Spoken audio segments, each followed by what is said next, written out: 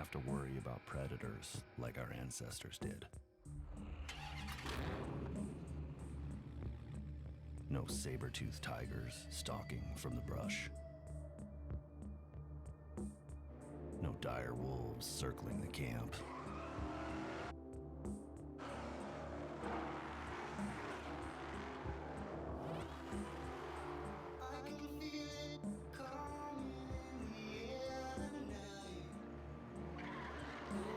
There are no more monsters to fear.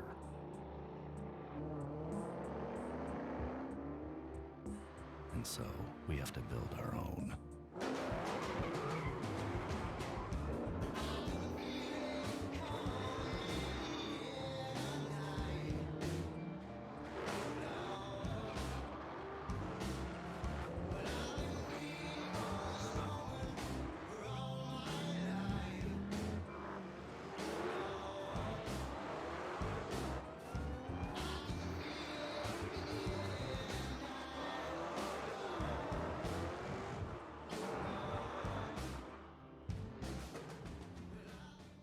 One American with a burning desire to save the world from high prices.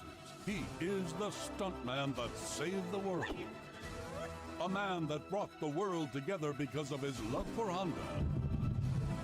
One man with 4 wheels strapped to a parallel twin engine. The stuntman that saved the world. Get your favorite Honda motorcycles, ATVs, and side-by-sides today at Holzhauer Pro Motorsports in Nashville, Illinois. Tired of the side effect of side-by-side hair? Not when you have a Kawasaki. Your love of your Kawasaki Teryx 1000 will save you from side-by-side hair. Enjoy your Kawasaki on all types of terrain and magically eliminate the chance of messy, unwanted side-by-side hair. Go green this summer with Kawasaki. Get your favorite Kawasaki motorcycles, ATVs, and side-by-sides today at Holzhauer Pro Motorsports in Nashville, Illinois. Yeah! Side-by-side hair, just don't care.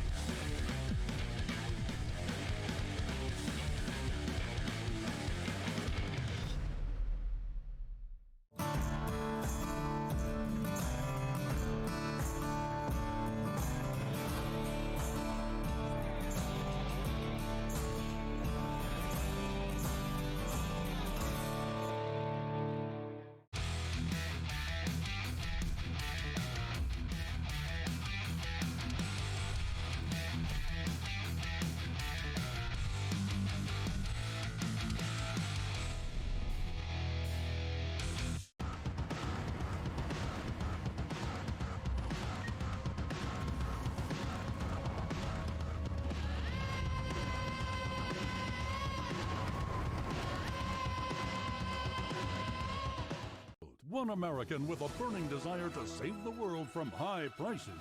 He is the stuntman that saved the world. He is looking to destroy high prices. A man that brought the world together because of his love for Kawasaki. One man strapped to a 2021 Teryx KRX 1000. The stuntman that saved the world. Get your favorite Kawasaki motorcycles, ATVs, and side-by-sides today at Holzhauer Pro Motorsports in Nashville, Illinois.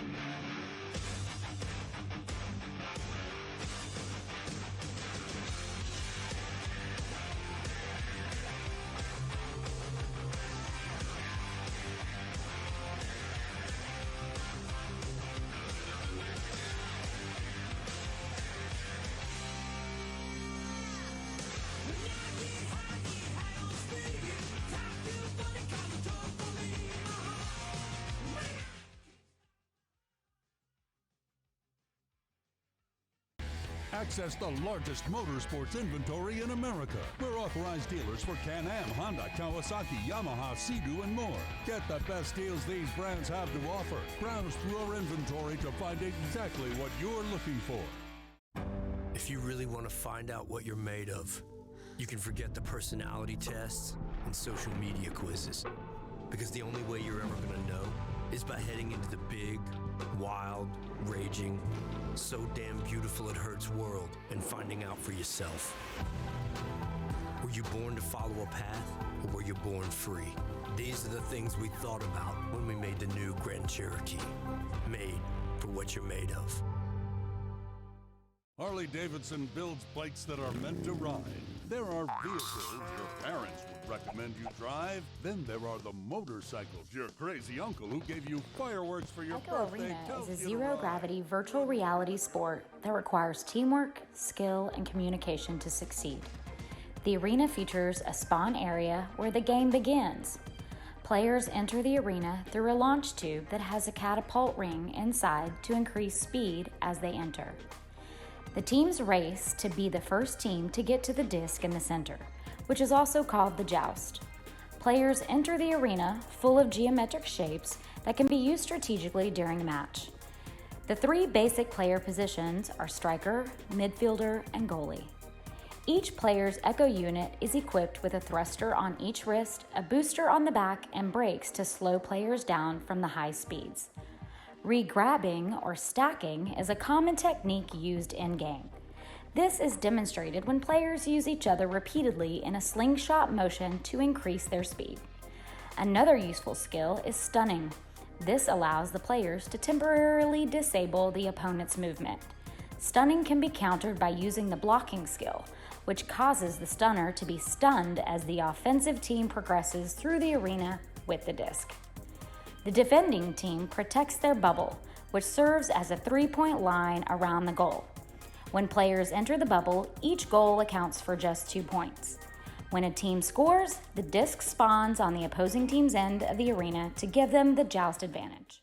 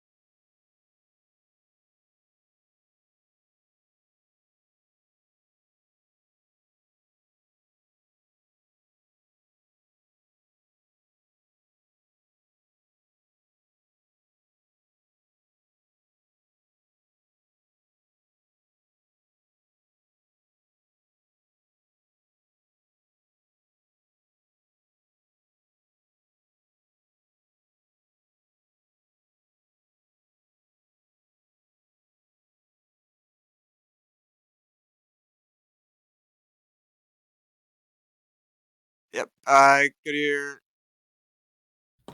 And we're live. Hello, everyone. Hopefully we'll be good here in a second. There they are. Okay. Apparently we have sound now. So we're back. We're back, Brutus. Okay. We are back! And we're back in a big way because we're back for NEPA AAA Series 3. Glean, I'm so excited to get this season kicked off. It's about time. That was a nice long break, but I'm ready for a nice long season. We got a triple header coming the people's way tonight. Glean, tell us what we got lined up. Yeah, first we're looking at the Daytona Tide versus the Ottawa Frost, both of which finished in the playoffs last series.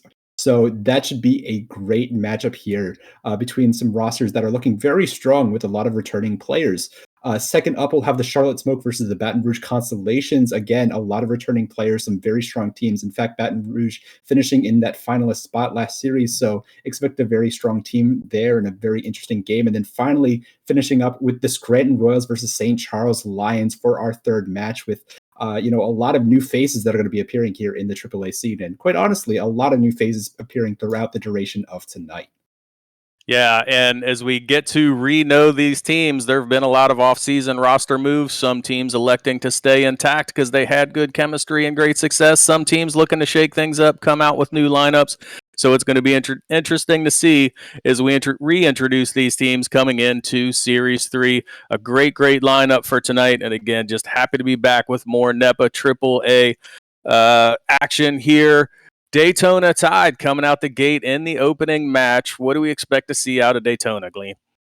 Yeah, we'll have had a lot of retention through this offseason. They still have their original lineup of Voodoo, Arch, Paranym, Jack G, and Ryan as that substitute spot. But now with the 6th spot open here on the roster for additional players to come in, they've added one and only, who has shown to be a very strong sub in the last series, finishing with a lot of points, a lot of assists, was really a force to be reckoned with if they were a sub on the team. So you could expect a lot of chemistry coming out from this team. Voodoo and Jack G are a crazy front stack with a lot of speed.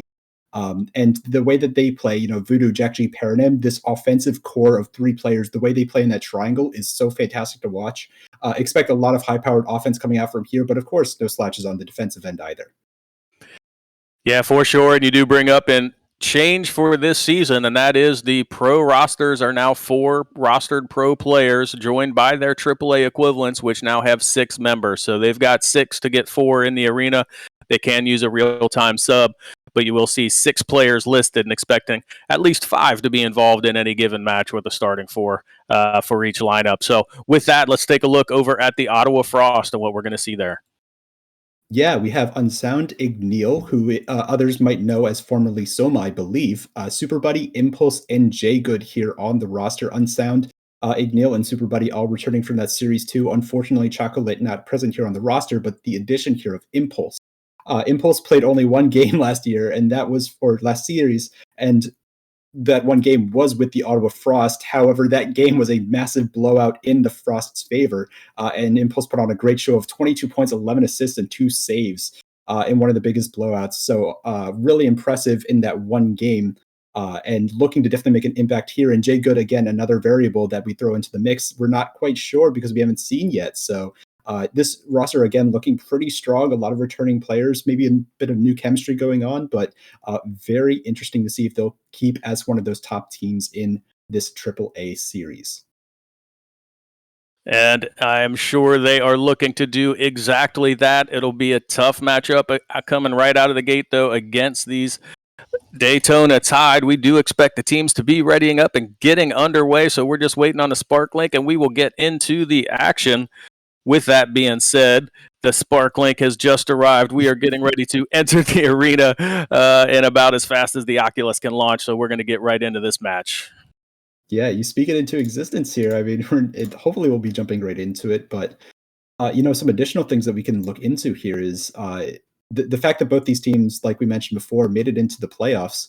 Both of them actually lost to the Scranton Royals, which ironically we'll see them play a little bit later, but these teams coming back with such power. I mean, we saw a little bit of these teams during the offseason. They looked just as strong as they did coming out of that second series. So will they be able to carry that over? And how will they look coming here into the first series? It's been a hot second since we've seen them play. So maybe a little bit of grogginess coming out of the gates, but I'm sure once they get back into it, hopefully, they'll immediately perk up and get ready to go. Yeah, no doubt. And you got to figure the players of this caliber have anticipated this series starting. They've been scrimming together. They're getting a little bit of that going, but you just never really know till you get into an actual game arena. You're being live streamed, how the team is going to perform. It looks like I am indeed into the arena, so we are going to get these teams readied up and get on with it.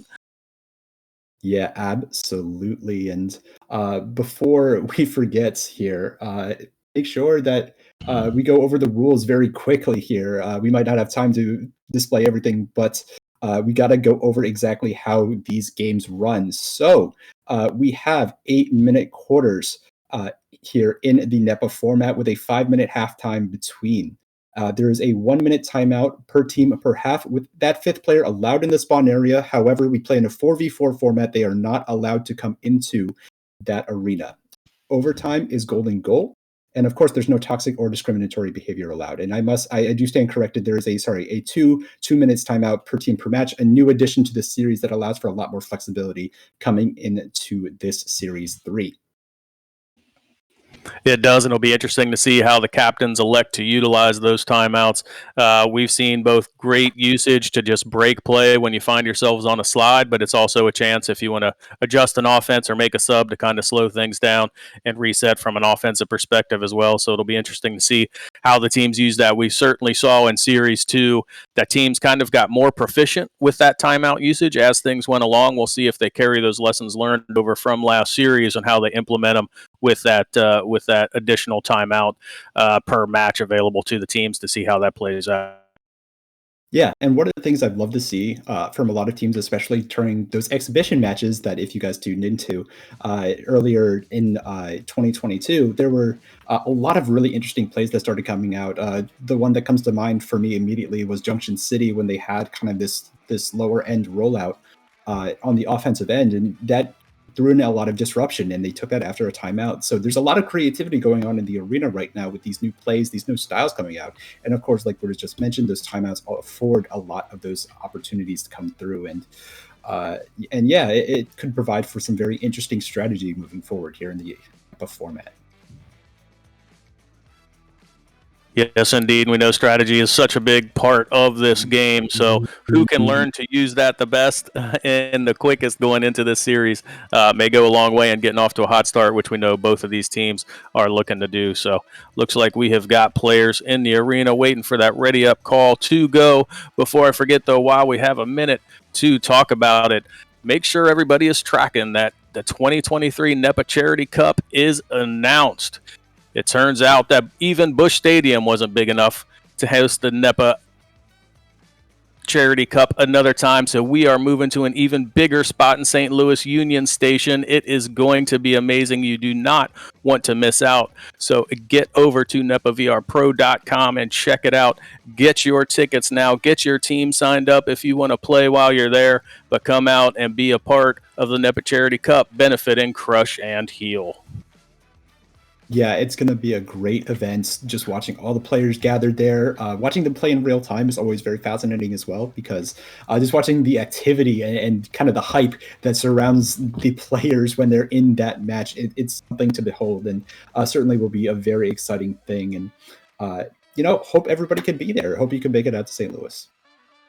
Yeah, and if you haven't been to a LAN, the last Charity Cup was my first. It was so interesting and just amazing to watch these athletes play in real time. I mean, it's impressive what they do in the arena. When you can watch what they're doing in the arena simultaneously with how their body is physically moving, how they're jumping, how they're screaming, and just having a good time with playing, it is a whole different experience and definitely something worth coming out for. So again, get over to NEPAvrp.com and check out the 2023 Charity Cup. Absolutely. And while we're waiting on these teams to ready up here, we can actually take a look at the rosters, because we do have players in the arena, and we'll see who's exactly on the lineup here. So for the Daytona Tide, we have Voodoo, Jack G, Paranym, and one and only in the arena. Those four roster players electing for a very offensive lineup here from at least my standpoint. All these players, incredible shooters. They have a lot of speed on this team, maybe looking to have that aggressive four-man push up into the bubble whenever they get an opportunity. This could be very, very troublesome for the side of the Ottawa Frost. But then on the other side, you have Unsound, Mimsy, Igneel, and Impulse for the Ottawa Frost. And they actually look like they're pulling in Mimsy here from PDR, I believe. I'm going to take a quick look at the rosters just to double check that and make sure. But yeah, they are pulling in Mimsy, unless Jay Good goes by Mimsy as well, but or Super Buddy for that matter. But yeah, so it'll be interesting to see them play with kind of this one sub in the opening night here of AAA's action. Exactly how will they work together? What will the chemistry be like kicking off things here tonight on this Sunday night? Yeah, and I see in the chat layout is swapped. Take it easy on our production team. Our layout is absolutely correct. The teams actually have shown up on different sides, so we'll get that fixed for you. We will adjust to where the players are at as we get play underway here. But yeah, we have definitely got the Ottawa Freeze in orange tonight, and then it'll be the Daytona Tide over in blue. I'm okay with that. It makes sense in my brain because water is blue, so I can follow the Tide that way. So I'm not going to argue with the players at this standpoint. But you're right. We do have to fix the overlay there, and I'm sure our production team is all over that. Yeah. Unfortunately, Frost is also blue, so that maybe throws a bit of a wrench in our plans. But No. Hey, don't ruin it for me now. Come on, man. Come on. I had it all set in my mind. I know, it was perfect, and then no, the tragedy comes through. It does look like we hopefully have that fixed now, and yeah, some exciting stuff to be had for sure. We are still waiting on these teams to ready up. Not quite sure why we are still continuing to be patient here. Maybe we're waiting for a fifth player to get into the arena, but once we have the information, we'll certainly let you guys know and get things rolling here as soon as possible. In the meantime, how is everybody? Happy that you could be joining us here for the opening night of AAA. It's good to see everyone in here. Jucifer, of course, a staple of the chat. The focus there on production as well. He's on the back end doing work with the cameras, working with AJ Blackpool, who's working on the production end as well for us, but also active there in the chat. Motherboard, Heckin, yeah, everybody jumping in. It's great to see everyone. Cool Whip, of course, cannot forget Cool Whip and Queen. Two fantastic casters. Cool Whip, actually a member of the Scranton Royals, who will be playing a little bit later tonight. And so many people. Glad everybody's in here to be joining us. Yes, indeed. We have got a good showing. It is opening night, so we love to have everybody here. 3 great matchups, which you can get used to on a Sunday night, just to get people kind of into the rhythm you can expect for the next several weeks. We're going to have 3 games each Sunday night, 2 games on Wednesday, and 2 games on Thursday. So a full lineup going through the weeks. We are under 5 seconds to go. NEPA Series 3 AAA action starting right now. Yeah, as that first touch comes out here for the Daytona Tide, already they have Paradigm down the stretch here. Look for it. No, Unsound with a great steal, immediately picking the pocket, getting that one cleared past one and only. Igneal trying to track this one down, gets a headbutt all the way deep into that blue side, but immediately there's a defensive player. Oh, great touch there from Unsound. Actually wins the disc in the favor of the Ottawa Frost, but immediately turned back over into the blue hands. Jack G now controlling this one, sending it right back on the other end. Yeah, clear out there, though, is effective. Daytona trying to get the disc. They do. They have now got a 3v2. Let's see if they can get spread out, what they can do with the disc. They're going to work it off of the floor, send a couple players into the goal, but denied there by the goalie. Back out to Impulse, looking to set up the Ottawa offense. Yeah, as now Jack G actually losing it. It's ending up in the other end. Jack G again now controlling it and looking to try and send this one down into the hands of Paranim. Paranim now controlling this one on the floor. We're trying to walk this one up. Has the cross option. Voodoo striking first here through the hands of Igneal will net the first 2 points in favor of Daytona Tide. Daytona Tide with the early lead there. A nice feed from Paranim, sets Voodoo up for that one. Gets somewhat of a steep angle from coming down off of the floor, but sneaks that one in to get the first 2 points of the match. We're just over a minute in, and it's 2-0 Daytona. Unsound down over here to Mimsy on this first offensive rollout for the Ottawa Frost. Mimsy crossing this one down low. Hits a teammate. Oh, the bounce pass. Oh, the shot. What a play there. Igneal set up by Impulse in a beautiful set of passes to net them the 3. And as the chat's talking about the lack of game audio, I can tell you what we didn't hear from the players there was some great communication. Contested on the floor was Impulse, but Igneal with a good comms gets the disc in an open spot for the slap shot and puts that one in to take the 3-2 lead as we now see the Daytona Tide's first offensive rollout. Jack G with a little bit of a self pass there. Of course, completely intentional play. Oh, Unsound with a great pick here in the midfield. Gets the cross down low over to Impulse. Impulse driving on this teammate. Oh, nice shot there. They had multiple teammates through to try and get a stun on the goalie, and Impulse manages to slip that one through for 3-point lead. Impulse with the assist on the first goal and the finish on the second. They've now taken the lead up to 3 after that 2-pointer from Impulse. Really getting involved on the offensive end. Daytona Tide going to have to adjust and try and slow things down. They do have the disc here for the rollout. Let's see what they can do on the offensive end.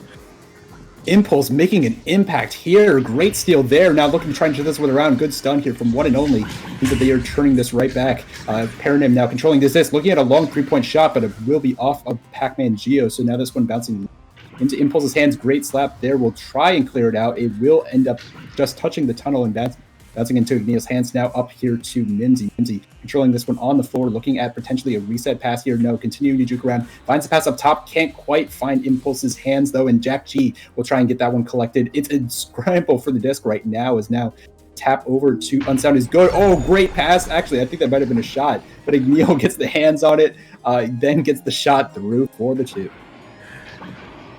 Yeah, I'm sure that was a great assist planned by Unsound. No, I think you're right. He was looking for that far pocket, but great work by Igneal being in the right place. The goalie in position to react, so Igneal beats to the disc and then puts it into that far pocket.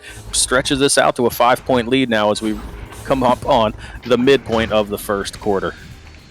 Indeed, Jack G now controlling this one for the Tide. They have not scored in a little bit. Oh, Voot tried for that shot, but instead off the post. Unsound now slopping this one out into one and only's hands, playing that backline position. Good little grab here from Pero. Oh, great save from McNeil. Trying to get this one cleared out. No, good stun. Jack G looking to try and drive this once again. Multiple players stunned and a nice little slam dunk to secure the 2. Secures the 2, brings it back to a 1-score game. They're down just 3 points there. Good persistence. You talked about one and only doing a really good job on the back line there. It looked like Ottawa was going to get a chance to clear that out, but Unsound comes up, makes the interception. One and only makes the interception, sends it back in, and sets Jack G up for that goal. Igneal now trying to find the cross pass. A fortunate bounce means Impulse will control this one. Good read there as well.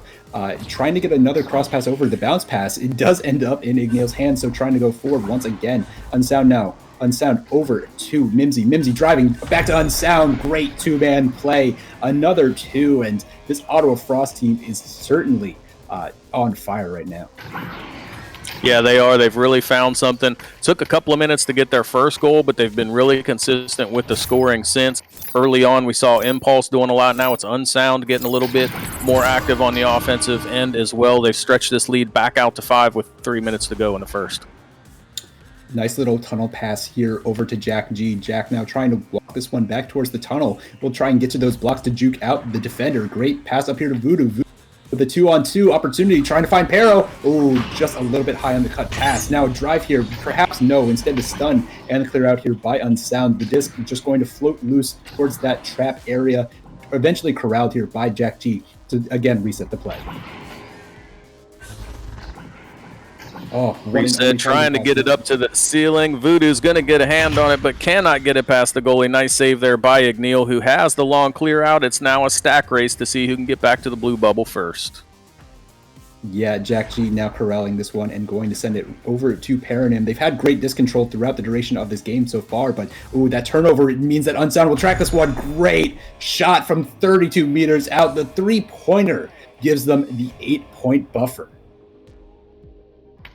Wow, nice long 32-minute shot there. Turnover in the far tunnel. Unsound sees the open lane. No defensive stack in position for the Tide, so Unsound sends that one right into the heart of the goal for another 3-pointer, now up 12-4 with under 2 minutes to go. Oh, one and only tried to get it down over to Paranim, but just a little bit wide. Impulse tracking this one down. Bounce shot off the floor. The reverse boop is not quite good. Impulse gets immediately stunned by all 4 players of the Ottawa Frost, and Impulse secures another 3. Putting them up here by 11 in this first quarter. Yeah, and we are seeing here in the first quarter a little bit of issue with the Daytona Tide on these rollouts. They have had some turnovers before they get to midfield, and in that case, we saw all 4 Ottawa Frees in position. They basically had a 4v1. Were able to take that disc away and put it in for the 3-pointer, stretching this lead out to 11. Yeah, and just as you mentioned it, another turnover here on the rollout means that it will be tracked down here by Mimsy. Mimsy on the shot. Wow, great placement there in the top pocket of that goalie. Just barely could not reach it with the outstretched arms. Could not reach it. Lead has gone to 13. Got one more rollout opportunity here for the Daytona Tide. Hopefully they're taking their time in the tunnel, coming up with a game plan to try and get past this midfield defense of the Ottawa Frost. Nice little juke there is going to give one and only a chance to bring this over to the orange side, so they're going to have a chance to set up their offense. Still 30 seconds, plenty of time to play here as they look to get offensive numbers in the bubble. Yeah, there's a nice bounce there for Jack G to track this one down. Jack G going to look for a shot here potentially. Great pass to the backboard, and there it is. After a bit of a scoring drought, they go to a very simple play on the backboard, just getting that one over to one and only to secure the 2, and that will do it for our first quarter here. 17-6 in favor of the Ottawa Frost. Still plenty of time for the Daytona Tide to come rolling back, but we'll have to see what adjustments they make when we come into the second quarter after a quick break and word from our sponsors.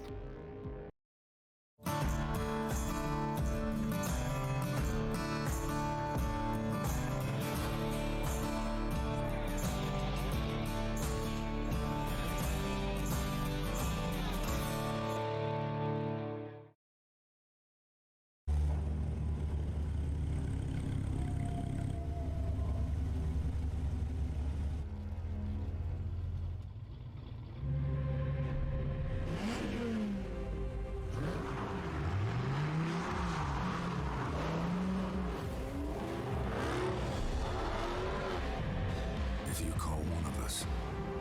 Just remember, you've invited the whole pack.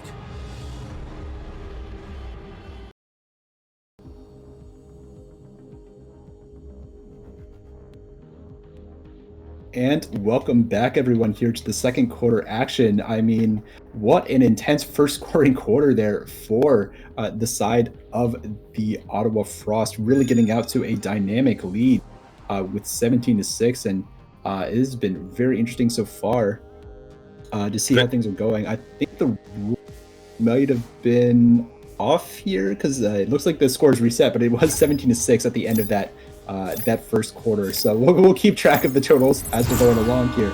But second quarter action underway. Great headbutt here from the Ottawa Frost means that they will have first touch and perhaps first possession. No, Jack G, good tap. No, the boot Gio and Neil trying to track that one down. One and only good slap just to try and prevent any sort of scoring opportunity. Now tracked down here by Paranim. Paranim bounce shot off the wall, looking for the Kung, not quite. Nimsy already in position to receive that one, gets it over to Unsound. Unsound forwarding this one through. Great interception by one and only. Oh, another great steal here by Impulse though, and now this one down over to Nimsy's hands for the two, butts them up 19-6 here.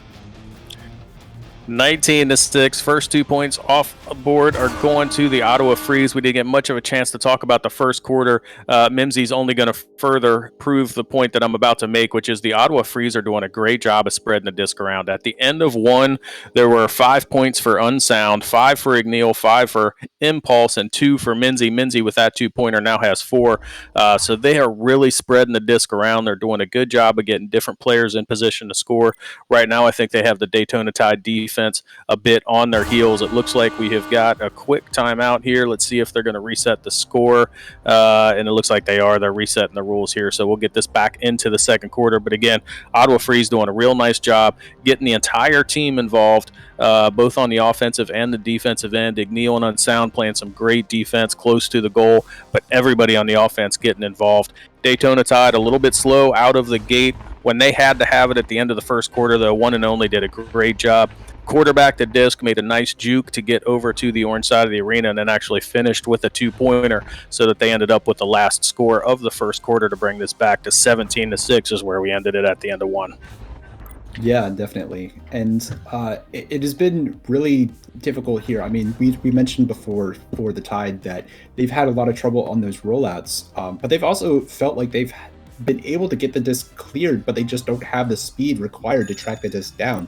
One of the main staple points of this team is just how fast their stack can be, chasing down those fast break opportunities. But without that stack present to be able to do that, you lose a lot of your offense here for the Tide. So trying to get those stacks back in order, trying to get down the field faster could be an opportunity for them, especially if they're able to get that disc through on a clear. Of course, that they have to make those adjustments during kind of this interim period during this timeout.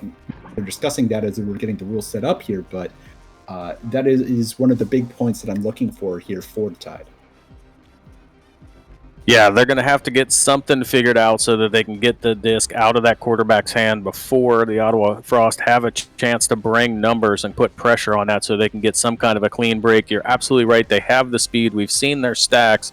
So is that just a clear pass and then let's see if our stacks can beat them down the range, or are we going to spread things out across the arena and try and get a pass into one of the tunnels to open things up for a stack that's coming on the opposite side? They're going to have to do something to take advantage of the space in the arena to allow them to take advantage of that speed to try and get something built consistently on offense. Looks like we have got things reset and they are back into the tunnels. So we will take it from here as we get back into second quarter action here, hopefully very shortly. It looks like everybody's back in. We are under 3 seconds to go, and we are back second quarter action. Ottawa Frost, Daytona Tide. Second quarter. Paranim gets the pass over here to Voodoo, and already this rollout's looking pretty good. They get the pass down. Nice little relay play. Jack G, no. Good stun from Mimsy, denying what could have been a shot. However, one and only here playing, again, that back line along with Paranim. Great pass over on that cross to the aforementioned Paranim. Now looking to try this one up. No, juking out a couple of times, perhaps looking for a couple of opportunities, looking for maybe the goalie to be stunned out. Voodoo harassing that goalie. Great pass here to Jack G, and there it is. Again, I mean, that trio, it just works well. So just works together so well in getting the stun, knowing exactly where they want to play through in terms of the positioning inside the bubble. That's right. A very congested bubble there, as all 4 Frost members were back in and close to the goal. Paranim doing a nice job moving around on the floor, being patient, creating space, waiting for that pass that she wanted, got it over to Jack G for the score. They've brought it back to within 11 with that 2-pointer from Jack G. Man, one and only kind of playing this midline, this back line has done a great job. What a pass over to Jack G, and another 3 comes through here. Sorry, the first 3 comes through here for the Daytona Tide, and don't look now, but that is a 5-point scoring streak that they're on to start off the second half now. Yeah, that's right. The second quarter led with a goal from Mimsy getting the first 2 points. Took this game all the way to 19-5, I believe it was, or 6, excuse me. Now the last 5 points going to the Daytona Tide. They've closed it back within 8, so a nice job here as we see the Ottawa Frost start to set up the offense for the first time in a while. Yeah, they get a nice crossover here to Impulse. Impulse looking on that drive. Wow, nice placement there. Hits the rim all the way in and puts in that 2. Brings that lead back up to double digits here, 21-11. Yeah, got it back to 10 there, and we did see a momentum swing going the Tide's way, so that's an important goal. And who else would you expect than Impulse, who's kind of done that throughout the first quarter, now into the second quarter, able to find the back of the net and bring this back to a double-digit lead, like you said. Yeah, Jack G now controlling this one from the tunnel, looking for perhaps a low pass, going to actually take their time with it. They want to have a good offensive possession here. Jack G going to send this one back on a reset to one and only, playing a little bit slower. One and now going to back this one up over to this Geo and going to continue to kind of space out the floor, test out this defense, try and stretch them to the maximum limit here. One and only now walking this one forward, looking at a couple of pass options inside the bubble. Again, trying to get that defender to come out a little bit farther. They get the pass over, but just missing the hands means that this one will be collected here by Mimsy, sent right back to that tunnel. It will be a battle for the disc here. Impulse eventually gets the clear through. That shot was on perhaps, but the Nugget gets in the way. Impulse looking at a crossover to Igneel. Igneel driving, Igneel shooting. Good 2-pointer there as both the defender and the goalie jump out to try and block that shot. Yeah, and actually going back to that rollout, the Daytona Tide had a nice rollout there. They did elect to stretch the arena, so they had Paranim in the near side tunnel, Jack G in the far side. It slowed down the freeze stack, so or the frost stack, excuse me, to try and open things up. What that does, though, is it takes a little bit more time to get your defensive stacks together. It allowed the Ottawa team to get back on the offensive side and get that goal. So they're going to have to figure out how to get those together as Mimsy puts in a third goal of this match, stretches it out to 25-11. And that was just a great play there. They had 2 stacks ready to go, but Impulse, knowing that second stack was coming through, bounces it in a place where he knows his teammates can get to. Mimsy slams that one in pretty easily and puts them up here by 14 in a strong first half showing for them. Jack G now walking this one up on the rollout. They've changed the quarterback, I believe, from one and only now to Jack G, but another turnover. Mimsy here now controlling the disc. Tried to get the clear through, won't quite find its way. Jack G and now getting this one over to Paranim. Paranim pulling this one through. They have an opportunity. No defenders back just yet. There's one player, one and only, collecting that one. The 3-point shot just off. Defender's headbutt it out of the bubble, and now Jack G gets the recontrol here. Again, trying to juke around, trying to find a shot, trying to break the defender's ankles. That defender was completely lost there on the barrier, and Jack G with the 2 will bring them back within 12. Jack G with 3 goals now in the second quarter, really getting work done. Little bit of issue on the rollout, but they maintain possession, get it over to the far side, and Jack G, great individual effort there, working that one off of the bottom of the nest, ended up finding the goal after a couple of jukes. Really nice goal there from Jack G, so he is getting a hot hand, and they have crawled this back to within 12 points.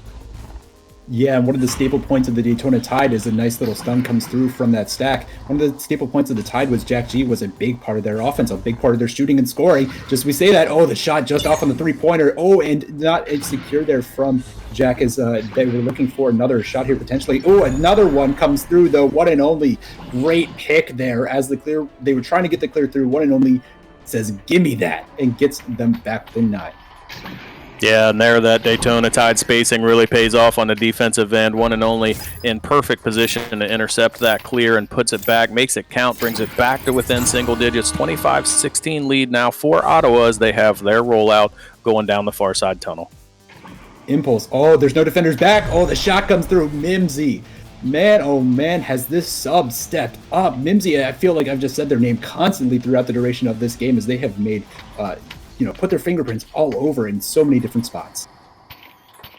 Yeah, that's right, and particularly in the second quarter, like I said, going in or ending up in the first quarter, I believe it was 2 points for Mimsy. Mimsy now checking in with 5, so 2 really nice goals here in the second quarter help stretch that lead back to double digits. Jack G now takes the disc here on this rollout. They're again moving forward a little bit slower, tries to get the pass down low, gets another pass up high. They're stretching this arena to the maximum limit. Great pass to Paradigm from Voodoo. And they're a classic Daytona Tide strike to bring them back within 10. Back within 10, Paradigm getting her first 2 points of the match. You know she's good for more than that. If she starts to heat up, look out Ottawa, because we know that she can score in bunches, and a really nice job there making a cut, getting in position to receive that cross, and then puts it in for the 2-pointer, bringing it back to 10. A nice little relay play here for the Frost. Ooh, could not quite hit the teammate there, but still slapped over to Igneel. Igneel looking for the cross pass over to Unsound. No goalie home. That Unsound has an easy 2-point shot there. Yeah, nice goal there to answer Paradigm. Unsound does a nice job. Just 15 seconds on that goal time. Really efficient rollout there by Ottawa. They get 2 more points back on the board. We've got under a minute to play in the half. They are up by 12. It's going to be the Daytona Tide now with the joust, bringing up Jack G from the quarterback position. Yeah, now Paradigm controlling this one here, and they're looking at a couple of teammates spread across the floor.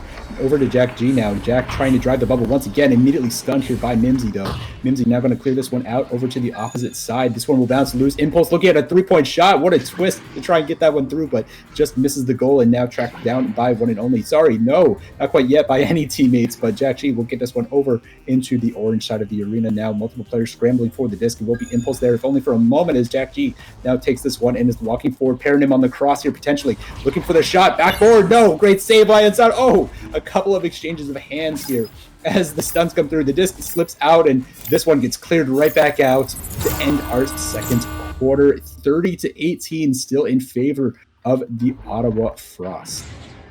Paradigm checking to see if the bank is open. Took that bank shot, almost made it in, but a great save there to deny, preserve the 12-point advantage for the Ottawa Frost. And that's where we're going to leave things as we move into our halftime intermission. And with that, we will go to a word from our sponsors.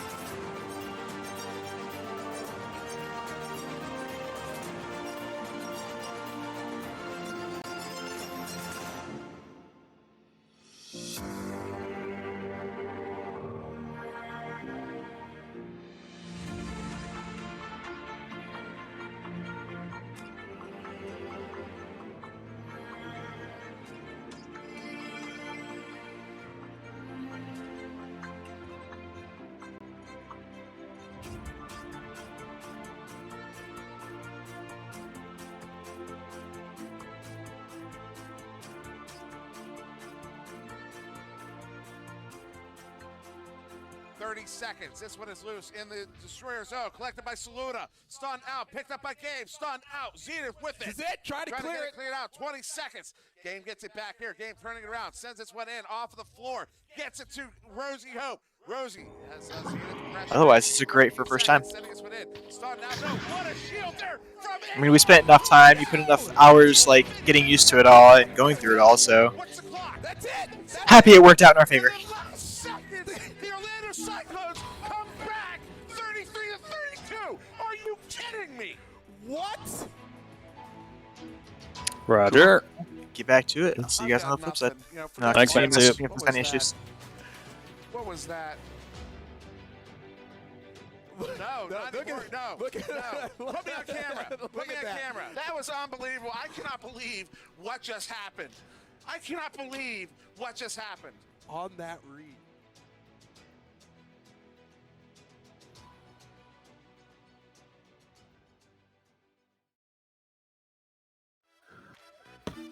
Welcome back, NEPA fans. If that commercial doesn't get you fired up for land, I don't know what will, Glean. It was such a great time at the first Charity Cup. I cannot wait for the 2023 version. That commercial says just about it all, but just to reiterate, March 10th through 12th, we are going to have the 2023 NEPA Charity Cup there at Union Station in St. Louis. Little highlight for you, Big St. Charles Motorsports is sponsoring a Saturday night event. That's going to be big 80s themes. There's going to be free food, giveaways, prizes, a DJ. If you were at the party last time, you know it was a good time, and we're going even bigger and better this year, so do not miss out. Get over to NEPAvrp.com and get yourself signed up for the Charity Cup now. Glean, I cannot wait to see you there. We are going to have a great time.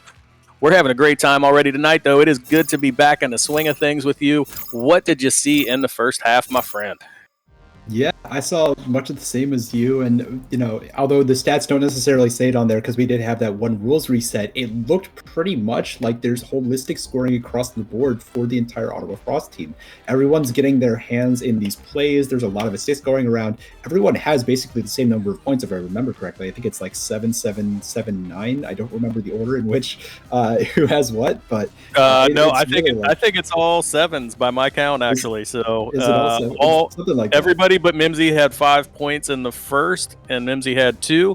Mimsy had 5 in the second, and everybody else had 2. So if my math is correct, everybody is sitting at 7. So you are right there, spreading the disc around, and everybody is involved on the Ottawa side. Yeah, it's just incredible to see just a holistic offense working at this level, especially with the sub, especially with the first game of opening night here. Just to play it to that caliber and have everyone contribute is really interesting and awesome to see. On the other end, you're starting to get Jack G warmed up, 7 points there, or actually more, again, because that will reset Paranim here with the 2 before everything. But got to get one and only, got to get Voodoo more involved, bring that offense up to the level that we know it can play at as we get here into the third quarter with this match. And we are back into the action, but you are right. Jack G has woken up. Interestingly, they did make a change in the second quarter to have Jack G start doing some quarterbacking on those joust advantages and somehow turn that into more points. I think that's because they've been more effective getting through the midfield, although that time defense is not going to be back before Igneal can put that one in for the first 2 points of the half. Yeah, and it has felt constantly like this Ottawa Frost team has just been faster to the disc in a lot of different spaces. Occasionally the defense for the Daytona Tide will be back in time, but it's constantly these stacks from the Ottawa Frost creating disruptions, creating turnovers, and a lot of opportunities for them. Like right there's a stun here from the stack that initially broke up there, but they were still able to track down and get the stun. And only now controlling this one, trying to find a clear through or perhaps a pass, but Unsound right there with Impulse, that front stack working wonders for the defense. Impulse now looking at a shot, will miss this one past the goal, trying to get back to it. It will actually collect the rebound here. Looking at Mimsy looking for a shot here. Great grab there by Voodoo to clear this one right back out to try and reset this offensive push. Yeah, Voodoo doing a really nice job there to try and get that cleared out, but it is going to end up back in Ottawa's hand with Igneal finding Unsound on the near side for a 5-meter shot. They have got the first 4 points of the half, which is not what the Daytona Tide wanted to see. Let's see if they continue with that Jack G rollout. Last time they came to near side tunnel with Paranim, ended up having a turnover. Let's see if they elect to go with something a little bit different here this time. Also, Adrian, we didn't miss it. Cheers to you, my friend, as we hydrate here. Thank you for redeeming this. And we are seeing Voodoo now controlling the disc here for the Daytona Tide, one and only now over on this shot. No, instead bouncing off the top. Voodoo does get the pick up here and the bound to get the secured 2, and it's all planned. It's a flashy planned assist here, Brutus. That's right. It's all planned. Perfectly dinged right back into the hands of Voodoo, who gets 2 points on the board. Very important goal for them now as we're 2 points into the half. They get their first points on the board, bring it back to within 14. Unsound now controlling this one here for the Frost. Will go to that cloud block and sends it over to Igneel. Igneel looking to try and play a slower game from what we saw before. We saw a lot of relay plays, a lot of very fast rollouts. Unsound now looking at a shot. Oh, almost hit the submarine, but instead this one will bounce off back into Igneel's hands, actually. Igneel now looking at a cross. Great find there to Impulse, snatching that out of the hands of the defender, bringing it behind the back and putting that one in for another 2 points, up now by 6 key.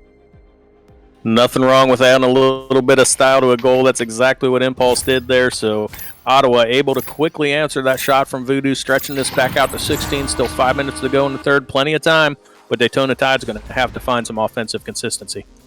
Indeed. To answer Jucifer's question there in the chat, Igneel was formerly known as Soma. So, Soma still being on this roster did join, I believe, in the middle of Series 2 last season, as now a drive comes in here from Igneel. Oh, what a shot! Anchoring there on the barrier to then take that 2. Sometimes we'll see it be a 3, but this time ending up as a 2 for Igneel.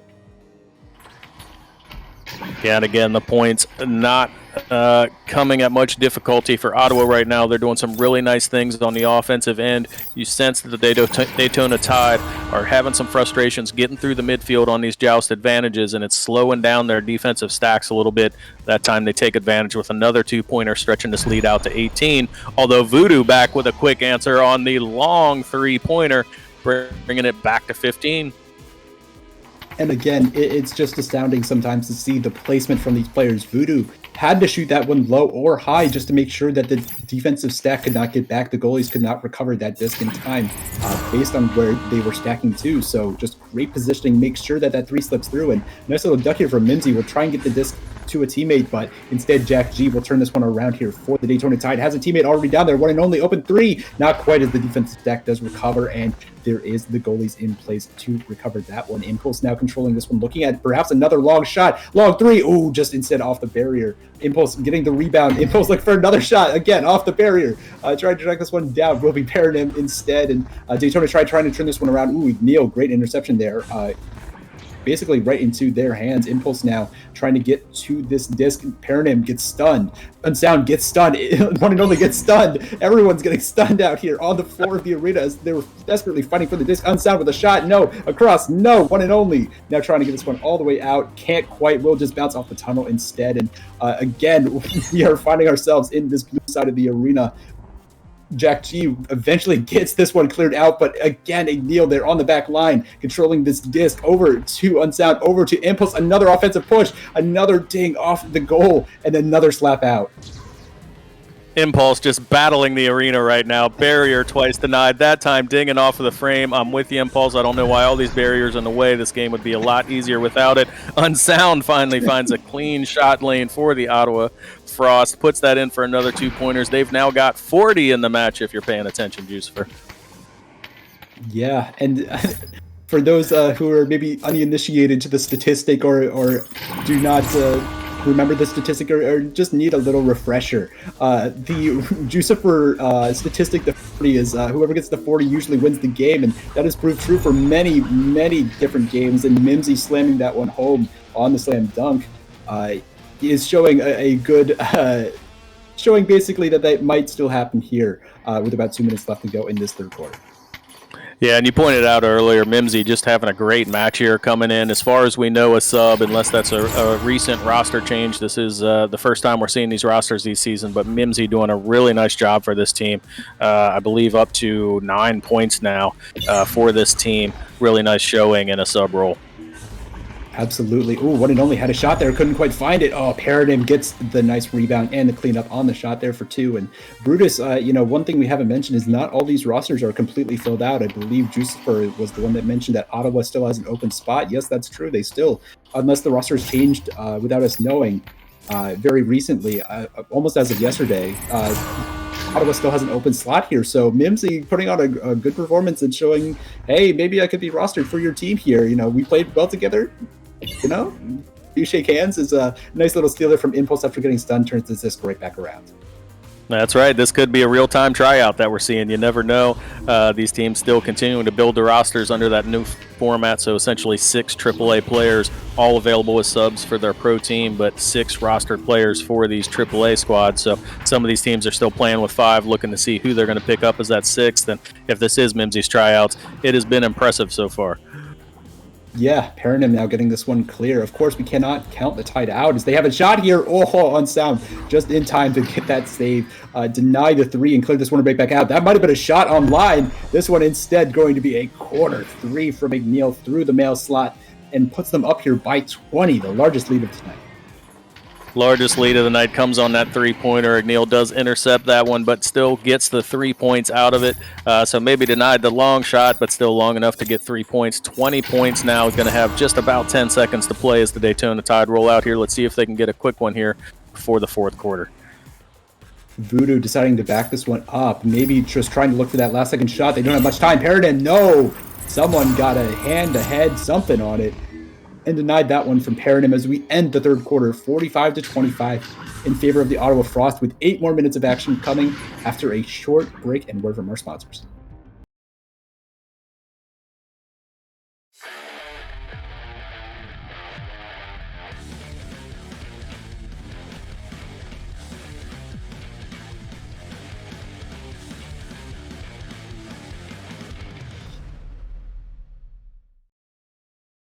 One American with a burning desire to save the world from high prices. He is the stuntman that saved the world. A man that brought the world together because of his love for Honda. One man with 4 wheels strapped to a parallel twin engine. The stuntman that saved the world. Get your favorite Honda motorcycles, ATVs, and side-by-sides today at Holzhauer Pro Motorsports in Nashville, Illinois.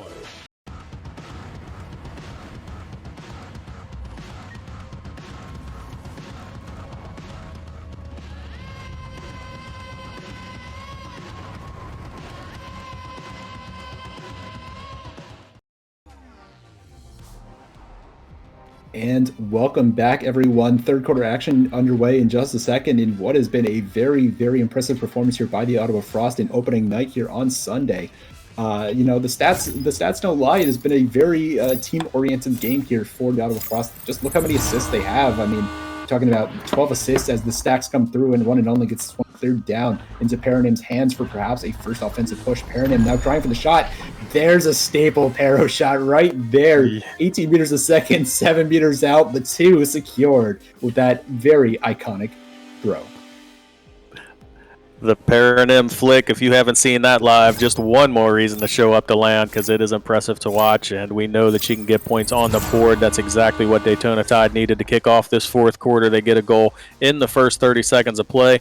They're going to have to be aggressive on the offensive side. That can leave the goal open, and that's exactly what McNeil finds from 22 meters out. And unfortunately, he's going to cancel out the 2 from the Tide with a 3-pointer there for Ottawa, stretching this all the way out to 21-point lead. Man, and what a pleasure it is. I think McNeil mostly plays kind of that backline position, but what a pleasure it is to have a player that can play that backline, but also then move forward and take these long threes, take these aggressive just to have a great all-around player like McNeil on your roster. Now this one trying to get the one cleared out, but instead into Mimsy's hands after a bounce. Oh, Jack G, good stun. Turning this one right back around. Voodoo now looking to drive the bubble with a couple of passes on the way. Paradim hits the 2 right there. Another great little cut pass there inside the bubble, securing a 2-pointer. Another 2 points brings Paranim to a team leading 8 points on the match, and that's 2 goals in just 90 seconds for Paranim. So let's see if that hot hand can continue. They've brought it back to within 19, still 6.5 minutes to play.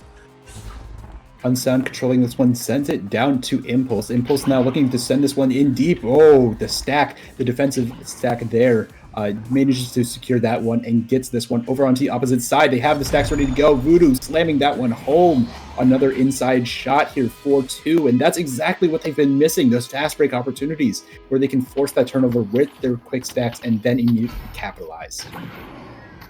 And Voodoo, after not scoring in the first half, now with 7 points here in the second half. They've brought it back within 17. Ottawa Frost going to have to find something here on offense. They're going to want to stem this, maintain that big lead. Otherwise, if Daytona Tide can get this back within single digits, it could be anybody's match. Absolutely. We know that this team is extremely quick in scoring with all of these players. Oh, another open shot here. Paired him. Don't look now. Another three comes through. They are on a bit of a scoring streak here. Making it, what is that, 7-8 points in a row? Something like that. Yeah, it certainly is, but it's back to just a 14-point lead. So with 3-pointers factored in, there's still plenty of time left in this match. It's suddenly Ottawa finds themselves on the heels, trying to do something with their offensive joust. They've had a couple of turnovers in the midfield arenas. We've seen that Daytona Tide stack speed start to pick up here in the fourth quarter. They're continuing to harass here, trying to keep things over on the orange side. Yeah, and they got to play aggressive here. They don't have the time to operate on a kind of a slower pace. They need to create these unforced errors. Oh, but what a nice little pass there. Mimsy finds Unsound with a slap touch to bring the two in, putting them up here to 50 points in their first match of the Series 3. Yeah, and you talked about it there. When you find yourself at this kind of deficit, you have to take risk on the offensive end. That's going to leave numbers for the other team if they can get it cleared out. That's what we saw the Frost do. 3v1, they're going to end up getting 2 points out of that, but Daytona Tide's going to have to stick with the strategy, continue to take that risk to get points on the board. We've seen them do that here early in the fourth. Let's see if they can get another one here as they're working the disc around the bubble. Yeah, the Tide scrambling, trying to find a shot. Perrin gets it off of both of the defenders, or the save's coming through. I'm not sure what's happening here. As the disc is exchanging hands in multiple places. Oh, this one will just bounce loose eventually after the clear, and it will be tracked down here by Impulse. Now looking to send this one deep into that blue side bubble. The submarine shot, no way, no way. Oh, just bouncing off the rim instead, and Jack G now going to clear this one out. Man, Impulse almost had that. Paranym now going to send this one in deep. Looking for a bounce shot herself. Can't quite get it off the backboard. Voodoo already there to clean it up. Had a shot there for a second, but now 3v2. Igneel. What a save there. Igneel now going to try and get this one into a teammate's hands, but no, Jack G on the interception. They got to play aggressive. They got to play quick. They need the points as soon as they possibly can. Paranym with a shot. Gets denied by Mimsy. Great steal. Moving this one forward. Looking for a clear. Again, the stacks come through. It's done. Another offensive push here for the Tide. Voodoo tracking this one down. Voodoo trying for the shot. Another steal from Unsound, but back into the hands of the Tide again. Another shot. Igneel, another save. This one back into kind of that midfield area. Paranym cleaning this one up. Looking for a pass over. They have another opportunity. Jack G. Oh, just not get it through. They're losing so much time here. This one gets cleared out into the opposite side. Yeah, and just taking too much time here if you're the Daytona Tide. They're being aggressive. They're creating opportunities, but just can't get it past that stout Ottawa defense. Now it's Ottawa working things on the offensive end. Daytona Tide does have the defense back, but they've got to get a quick turnover and clear. That's exactly what Jack G does. Tries to get it out, but it's going to ricochet off of the trap here and remain on the blue side. 2.5 minutes still to go, but we've got to see some quick points here from Daytona. Yeah, and just with the way that this Ottawa Frost defense is playing in this midfield, so many interceptions coming through, it doesn't feel like they'll be able to get too much just by clearing the disc constantly. Paranym now trying to send this one in deep. You do have a player there, so perhaps a long shot. Voodoo looking at an open three, tries where it does hit it down the stretch, just past that barrier, puts them back within 13. Mathematically, I think it's pretty tight, but still possible at this point. Mathematically possible, but we have seen Ottawa Frost stretch the timeout of those goals. They're playing enough midfield defense just to slow things down. That's not a recipe for success for the Daytona Tide. They need a quick turnover here and another three-pointer to try and get this back to single digits. Oh, and here's perhaps a turnover. If we can get the hands on it, Paranym does get the grab to send out, but instead into Unsound's hands. Unsound and Igneel have been great here on the midfield, just getting a lot of these interceptions, especially when they have these offensive pushes. Oh, the shot will bounce high. Impulse will collect this one. Impulse now looking at a cross. It's Unsound, and that will pretty much all but secure it at this point. 52-37 now the score with less than a minute 30 left on the clock. It definitely feels like it will be the Ottawa Frost coming away with this one. Yeah, I think we're into the realm of mathematical impossibility here indeed. You've got to take your hat off, though, for the Daytona Tide, who really came out in this fourth quarter strong. And they made quite a run, got it back to, within 13 or so, but just too much Ottawa Frost tonight. They're going to continue to maintain possession here. They have numbers in the bubble as we reach the 1 minute to go point in the match with a 52-37 advantage for the Frost.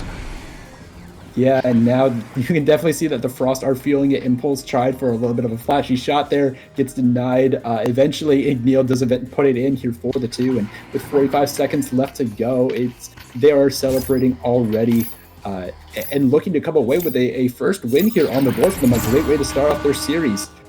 As Jack G will continue to control this disc and look for the rollout. They send this one in deep, perhaps some last points here on the board if they can get a control on this disc, but not quite as this one gets sent right back out to that blue side. Another pickup here. Oh, the shot just off on the 3, but it will be slammed home by Igneal.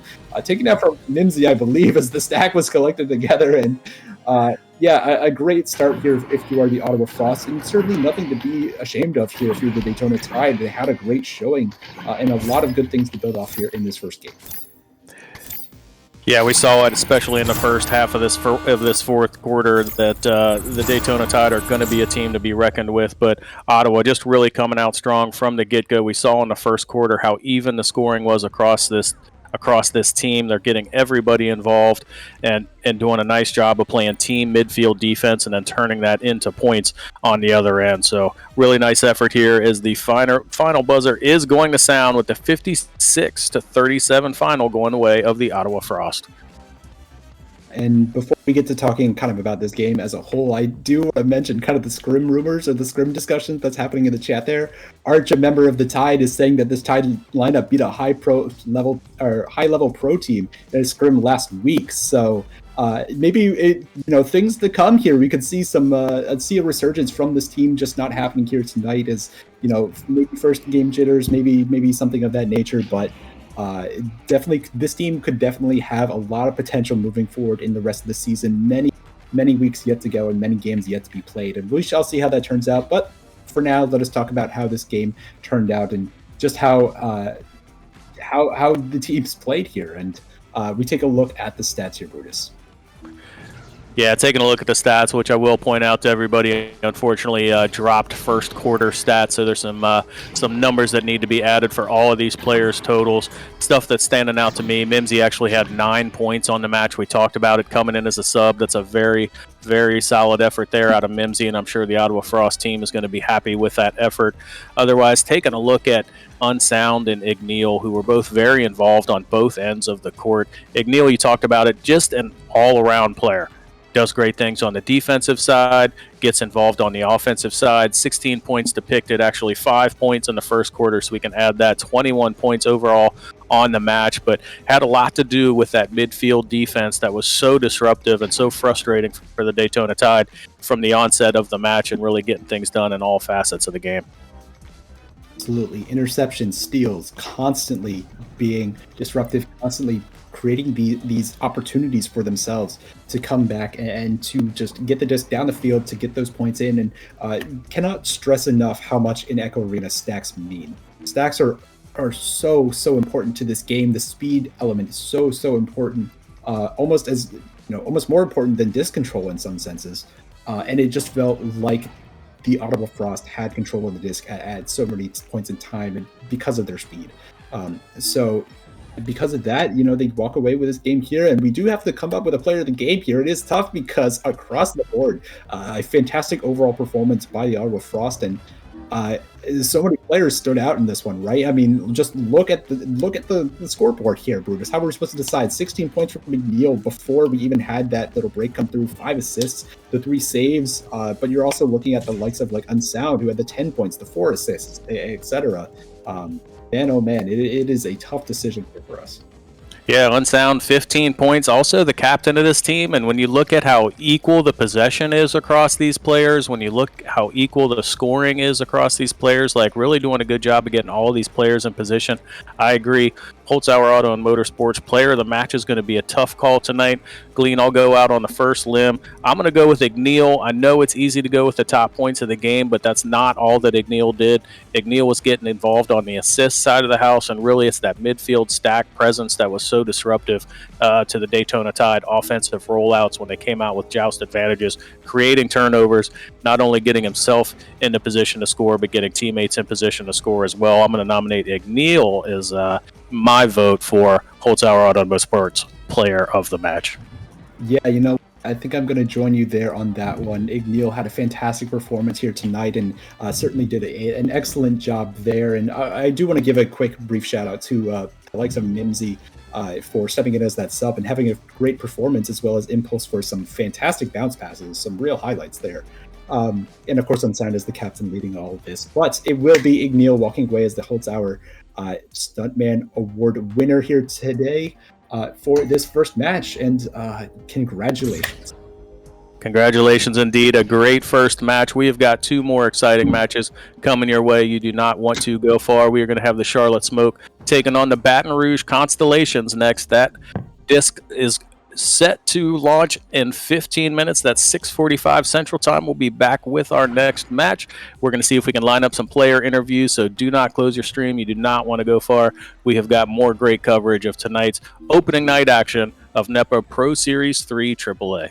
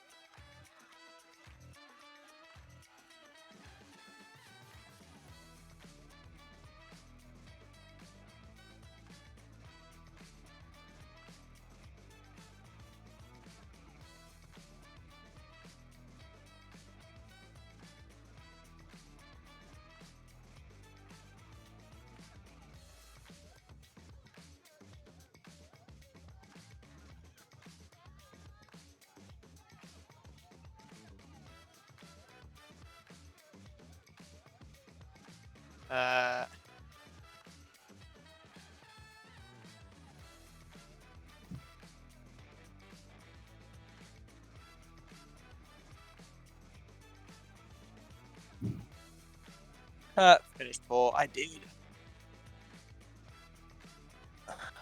Okay. Mimsy's in there. Nice. What up?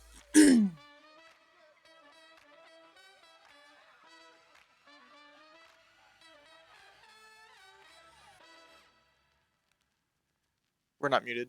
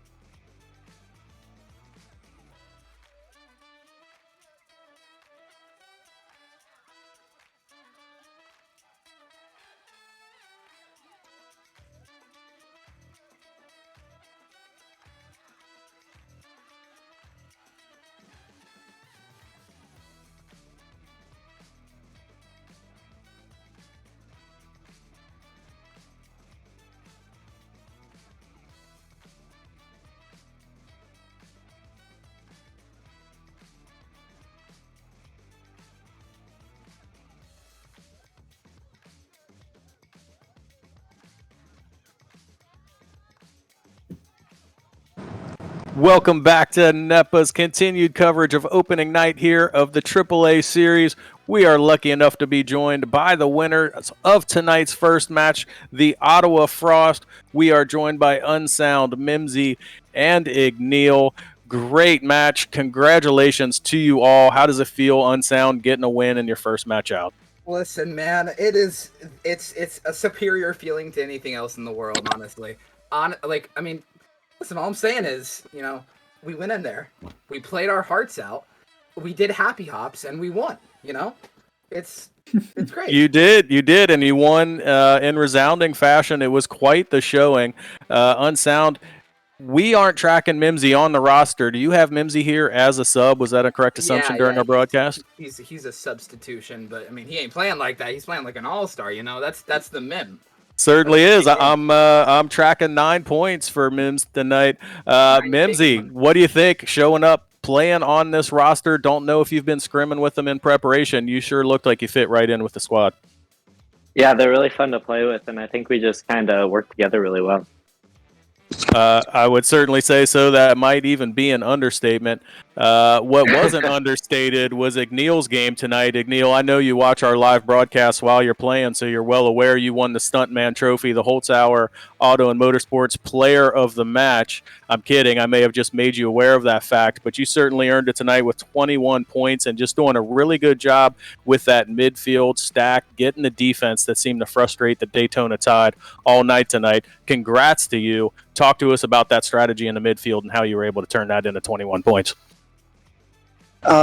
I just with Mimsy was a great backstack. We were able to just go from place to place, and I'd always hide behind the stations and stuff, and they wouldn't see me, and I just would get easy picks sometimes. Yeah, well, it certainly worked tonight. It was a overwhelming defense from my perspective. The Daytona Tide really frustrated, even when they had to joust advantages, trying to get it through the midfield, and you guys were turning those into three-pointers, it seemed like, more often. That's certainly what they were looking for. So a really nice play there. Unsound, hats off to you as the captain, getting everybody on the same sheet of music, bringing in a sub, and just looked like a seasoned team out there. Very impressive performance for a first match. How much have you done in preparation to get ready for Series 3?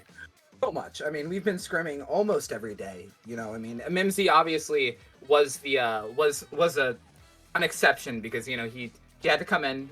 Jay Good, our fourth, he couldn't be here with us today. But at least once every 3 days. Obviously sometimes scheduling gets in the way. But hey, we really have worked for this, and it's if you want to win out here, you got to put the work in, and we did that. Work paid off indeed. Again, congratulations to you, Glean. Is there anything you have for the team before we get into our second match of the night? Yeah, I got a couple things. So first of all, we do have a redeemed Ask a Question here from Vacant Ace asking Igneal, how'd those saves feel? Had a number of excellent saves here tonight, really put on a performance there on the back end. Not just with that backstack, but inside the goal. They always feel really good. It's the best feeling. That's why I love playing goalie. The feeling of just being able to do that is something else. Yeah, I can imagine. And a number of great stops here tonight. The only question I have is, can we expect more of this in the future? You guys had such an excellent performance, and really, what are expectations for this team moving forward, and what can we expect to see moving forward?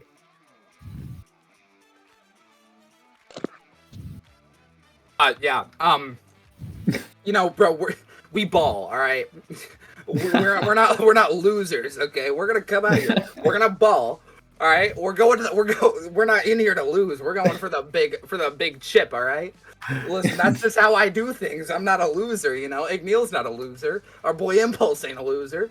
All right, we coming out here. We're gonna win the championship, and then we're just gonna ball, simple, Calling the ship on night one. I like it. I like the confidence. You certainly backed it up tonight. Hard work paying off. Thank you guys for a very entertaining match. Igneal, again, congratulations on that Stuntman Trophy. Congratulations to you all on the W to get the season started off right. With that, we are going to jump right into our next match. We have got the Charlotte Smoke and the Baton Rouge Constellations coming your way in just a minute, so do not go far. We'll be right back.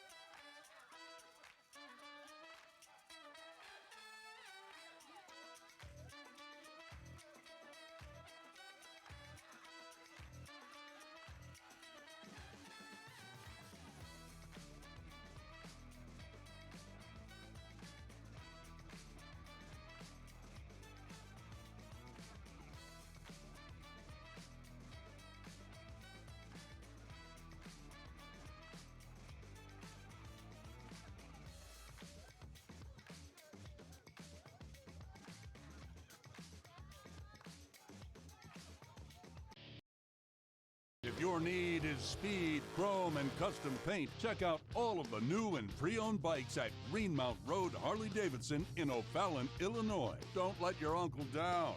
Get to Greenmount.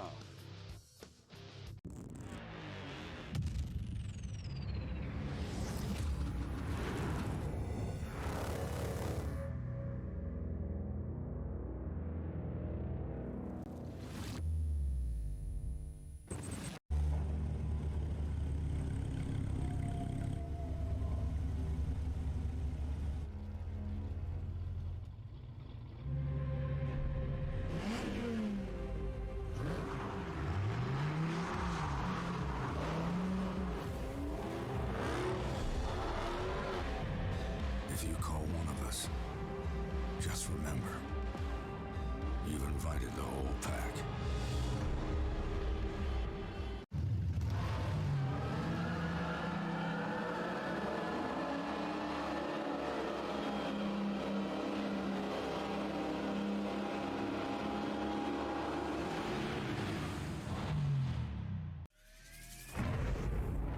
Hold on a minute. Did we hear that right? Dodge is making an electric car? We're talking hypothetical, right? Surely you jest. Welcome back. NEPA Pro Series 3 AAA action coming right back at you. Game 2 of opening night is going to see the Charlotte Smoke taking on the Baton Rouge Constellations. Should be a great matchup. We've got players in the arena. We're going to get into the action here very shortly. Welcome back, Glean. Glean, talk to us about these Charlotte Smoke and the Constellations. Yeah, excuse me. Yeah, the Constellations. I mean, it's a lot to say. Baton Rouge Constellations. It's one of the longer names we have here in the AAA scene. But let's talk about these two teams. Let's cover Charlotte first. This team has retooled quite a bit since we last saw them. Unfortunately, they weren't really able to finish out the season last series. So they kind of dropped the last couple of games, and they were in a very weird spot. But beforehand, they were a very solid team.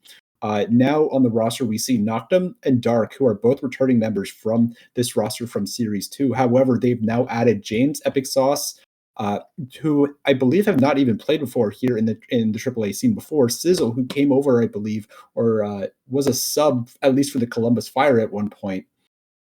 Whether they were a PDR sub or a sub on the Columbus Fire eludes me. I don't remember at the current moment. And then NVM, who I believe was also a sub, but then was also a PDR player at a different point in time.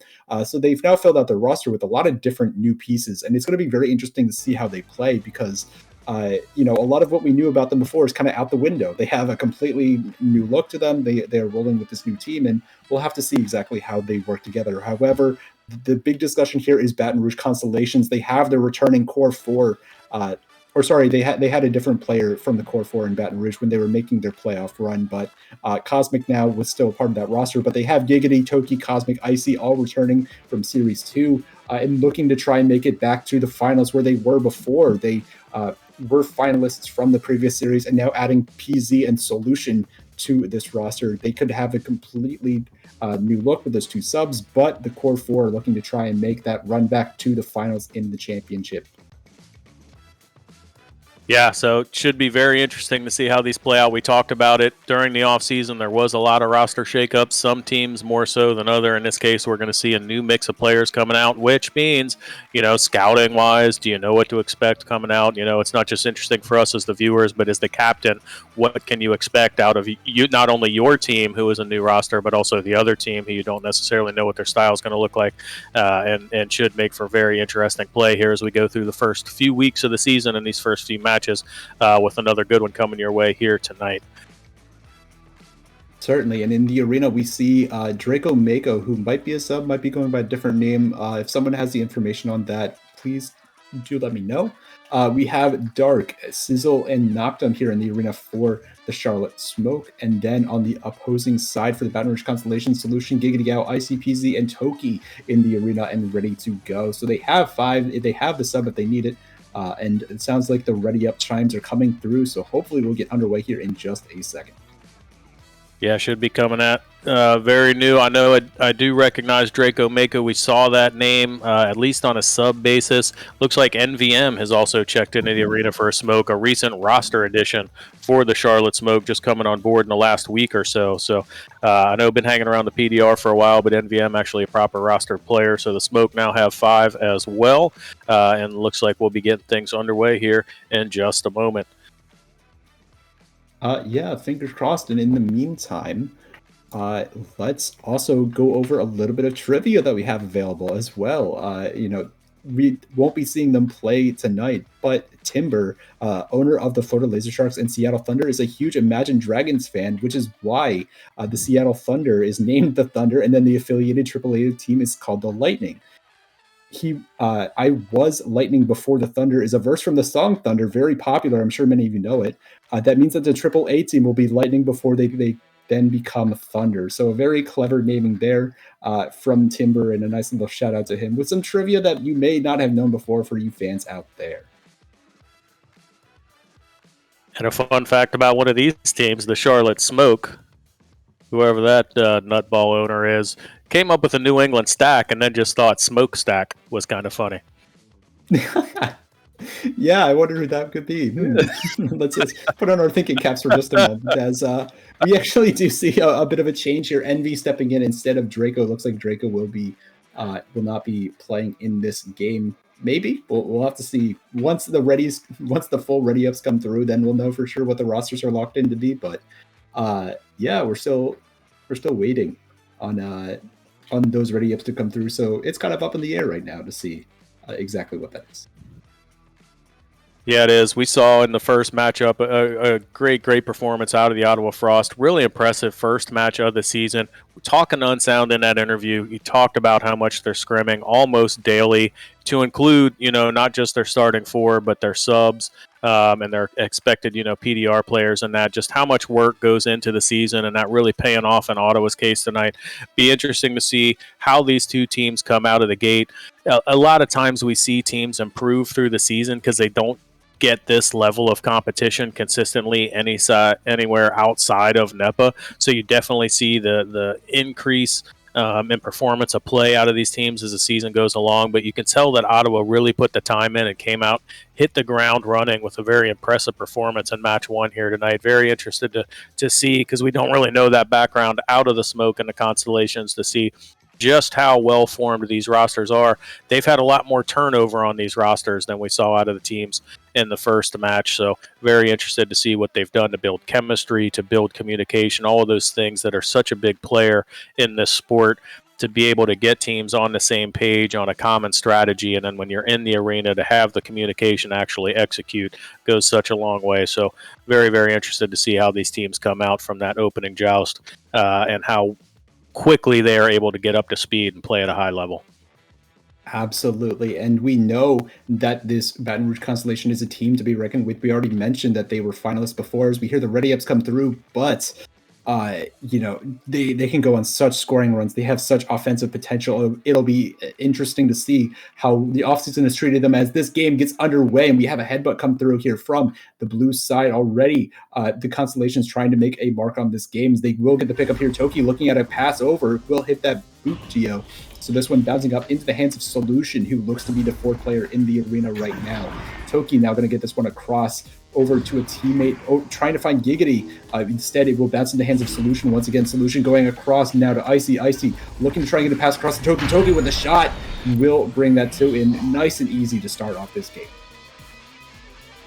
Yeah, nice and easy. Just 30 seconds in, getting the first points on the board. The chat already calling Toki's number out and delivering early on the promise. Icy with the assist gets them the first 2 points of the match just 30 seconds in. Arthur Guinness correcting my memory. It takes announcers a while to get up to speed as well. Yeah, Draco is actually on the proper New Orleans roster and was just showing up to help get the team kicked off here in their first match, but will not be playing tonight as a roster pro player. Oh, yeah. I was really thinking about it. I was trying to remember where Draco was from. I was pretty sure he was not a PDR player because he's a very strong player, but that makes a lot more sense as Icy's looking to drive this one in, and a nice little windmill there to secure the 2, and brings it in. Up by 4 now are the Constellations. And Toki returning the favor from Icy's assist, that time reversing course. It's Toki to Icy for another 2 points. They've got the first 4 points on the board. Smoke now looking to get a rollout and get over onto the offensive end, as we've seen the Constellations here have the early advantage. Yeah, now a deep send-in here from the Charlotte Smoke will get turned right back around as it will be into the hands of Solution. Solution across the Toki. Open goal. An easy 3 there for Toki, and they are really just off to a blazingly hot start. Have not missed a shot, it feels like. Yeah, 7 points for the team, 5 directly credited to Toki, and of course Toki had the assist on Icy's 2-pointer, so Toki really involved on the offensive end. Smoke are going to have to come up with a defensive answer to try and slow that down while they take this joust advantage and try and get their first points of the match. Yeah, this one bouncing into that blue side. Giggity Gao getting the pick up here. The captain looking to just juke around and get this one passed deep into the opposite side. It will be Icy now. Icy over to Solution. Open 3. Look here. No, will just ding off. But it is a rebound here for Toki. Toki now on the barrier. Looking to juke around. Maybe, forgot something there. But Giggity let's try and track this one down. Gets slapped over to Icy. But this one instead dropping to the floor for a clear out here by Envy. Yeah, they get the clear out. It looks like they've got a stack in position. They've got an empty net if they can get the shot off, but they cannot. It's going to be the Constellations getting back on D and getting it cleared back up. Charlotte Smoke are pressed all the way forward. Can they recover in time? The answer is no, because Toki has been right on time, and guess what? Icy back with another assist. Those two now combining for all 9 points so far, if I remember right, from the Constellations. They are up 9-0. Smoke still looking for their first goal of the match over 3 minutes in. Yeah, and one of my favorite parts of just watching this team play as both like a caster and a fan is just hearing the energy that the Constellations play with. Just not only in their body language, but also sometimes the voice comms. You'll just hear just the excitement and just the expression of energy that they have. Just excellent stuff, and a lot of fun to watch as Solutions trying to track this one down. Gets a shot off. Oh, that one was online, but a good save there from Noctum. Denies that one. Tries to get the clear through. This one will drop over to Envy. Envy now looking to turn this one around. Gets a pass up over here to teammate. No, can't quite. His Solution will collect this one now as the bounce. Was not fortunate for the opposing side. Dark now getting this one through the tunnel all the way down into that blue end of the arena. A lot of stack coming through. Ooh, no one can get a hand on it though. Epic Sauce trying to track this one down. What did Epic get in here? I didn't realize that they were playing. Knocked them now. Taking this one, sending it down to Dark. Can't quite get there. It's Giggity instead taking this one and trying to get this one in and deep.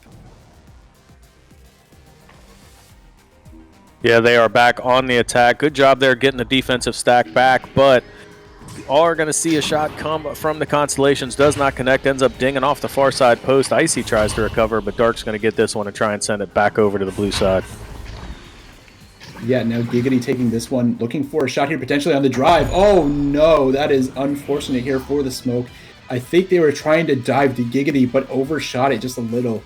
Instead, dragged their own goalie out, so Giggity was able to slam that one in quite easily. So a bit of an unfortunate mishap here, but still plenty of time for the Smoke to get on the board here in the first quarter. They have this offensive opportunity. Let's watch to see how they do with this rollout. Epic Sauce now over to Sizzle. A nice little play here. They're trying to get in deep, but a good read from Giggity means that this one gets turned right back around in favor of the Baton Rouge Constellations. An open 3 look here. Solution secures that 3, 14-0 in this first quarter. Yeah, and that looked like such a promising rollout for the Smoke, but Giggity Gal did a great job of reading that. They had pushed a player forward. He knew exactly where that third pass was going, gets the interception, sends it back up, and they get a quick goal off of the turnover. For all 4 starters now, we have points. Solution getting that 3-pointer. So all players on the board, they're now up to 14-0 as Sizzle tries to work this one onto the offensive end, but is going to turn it again over to Giggity Gal, who's just in the right place at the right time on that defensive end. Yeah, Giggity's had great reads on that third pass there. Just understanding where that deep player is, covering that pass option, and immediately getting the turnover. Is now controlling the back end here. Gets the pass in deep for Icy, allowing the other 3 players to work in this triangle formation. Gets the pass up top to Toki from Icy. Again, that duo operates so efficiently as they put in another 2. Another 2, 16-0 now. We talked about the rules at the onset just to make Juice for happy, but remember these teams do have 2-minute timeouts available to them. It looks like the Smoke are going to let this joust happen without taking a timeout. Might want to think about taking one here. I know we're coming up quick on the quarter here, but they do want to try and get some points in so they don't go into the intermission here without any points, as we have a turnover there off of the joust with Solution getting another goal on the board. It's now 18-0, and it looks like Noctum is going to let the team play. They're just trying to get that chemistry flowing a little bit, so he's going to stay in the flow of the game, and they're going to try and get some points on the board here with just over a minute to play. Yeah, and I mean, Solution, we didn't have any data on Solution coming into this, but making an impact, doing a good job here in the first game, in the first performance. As trying to track this one down is Solution, but no, instead into Noctum's hands. Good read there on the back line, and perhaps can set up their first secure offensive push here. The bounce pass over to Epic Sauce means that it will be the first 2 here for the Charlotte Smoke. They are able to get on the board here with about 40 seconds left on the clock. Yeah, and so important. Like, plenty of time left in this game, but momentum is so important, and just building some confidence. Getting that first goal is important. They were under a minute to play as they got that possession. They're able to get some points on the board. Nice work there by Epic Sauce, and really by the whole team, stringing some passes together, stretching out the Constellation defense, and getting a couple of points on the board. Very important there. They are hanging back here, though, and giving the Baton Rouge team plenty of time to set up on the offensive end. They're going to need to bring some pressure and create turnovers, as they still have a 16-point lead to try and eat into. A nice couple of tap passes here from the Constellations, gets them down the field, and another great find there. Toki from Solution. They had all 4 players inside the bubble, it felt like, or at least on that orange side of the arena. The defense just could not keep up. And that ends our first quarter 20-2 in a very, very impressive performance here for the Constellations in the first quarter. Don't go anywhere. Second quarter action back after a quick word from our sponsors.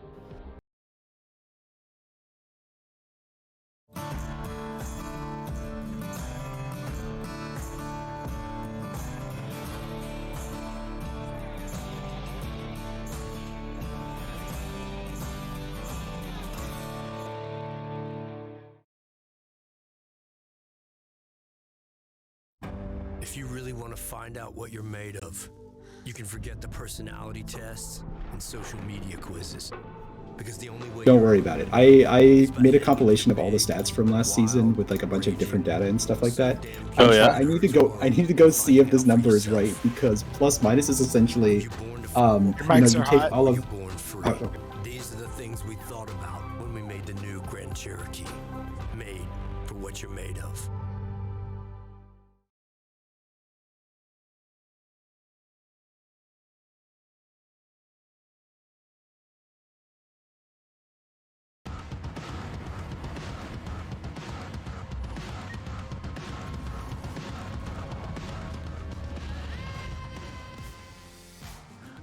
And welcome back. We are ready to get the second quarter underway. We see an 18-point advantage for the Constellations as we kick off this second quarter. Smoke getting that goal, though, in the last minute of the first quarter. Let's see if they can get some momentum. They are going to take the disc off of the neutral joust as Epic Sauce looks to work things up towards the blue bubble and set up their offense.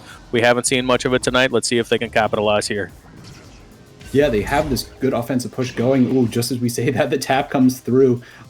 This one will be back inside the tunnel. Solution there first. Solution looking at 3. The shot, will bounce wide off the backboard. Epic Sauce managing to get the slap just before he gets carried away by a defensive player. The shot coming through, Giggity gets that one quite easily and looks for a cross pass over here to Solution. Solution going back across to Icy. Look how they play the entire side of the arena. A great shot up top from Icy, maybe a bit dangerous as that was where the goalie was floating, but still dings it in anyway. Brings them up here by 20 at the start of the second. Icy getting those 2 points, involved with a lot of assists in the first quarter. That's the second goal of the match, but really has been involved heavily on the offensive game plan. You talked about Giggity Gal making the easy interception there. Giggity Gal's making it look easy by anticipating that second and third pass and being in the right position. He has got lots of interceptions today, and he's turning in points for his team.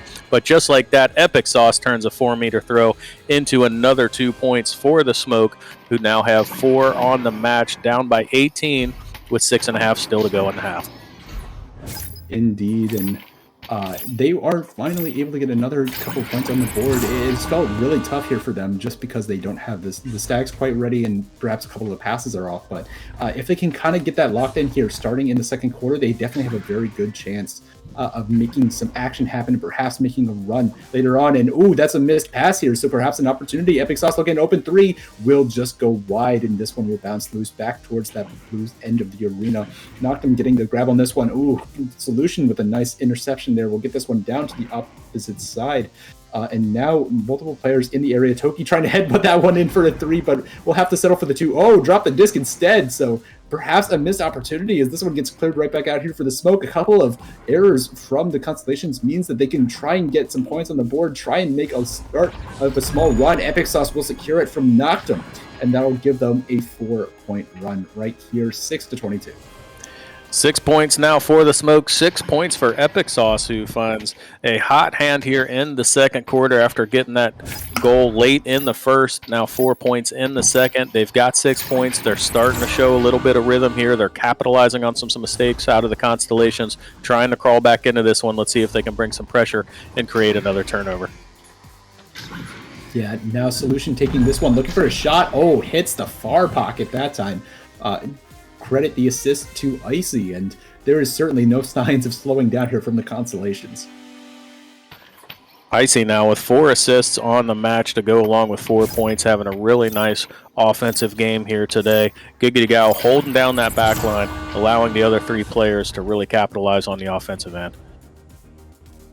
Yeah, as now it looks like we will have just a couple of interceptions here in the midfield. Noctum now trying to get the hands on this one. Giggity gets a headbutt through. We've seen so many headbutts come through. It's very interesting to see how many players are more willing to take these headbutts. Ooh, a bit of a scramble there for the disc. Giggity will bounce this one off the backboard and secure the 2. Again, that 20-point lead is secured. Yeah, marches it all the way back up to 20 points. Giggity Gal doing so well on the defensive side. Now 4 points on the match, getting involved on the offensive end again with that 2-pointer after securing that headbutt to get things over into the orange bubble, and they do capitalize. 26-6 now, halfway through the second. Dark now with the control of the disc sends this one back to Noctum. We're trying to get a reset over, but instead the stack is there for the Constellations. The deep shot from Toki will not quite be in, so perhaps another offensive push. They do get the hands on the disc, so Solution now in control. Tries for the shot, Noctum, great save.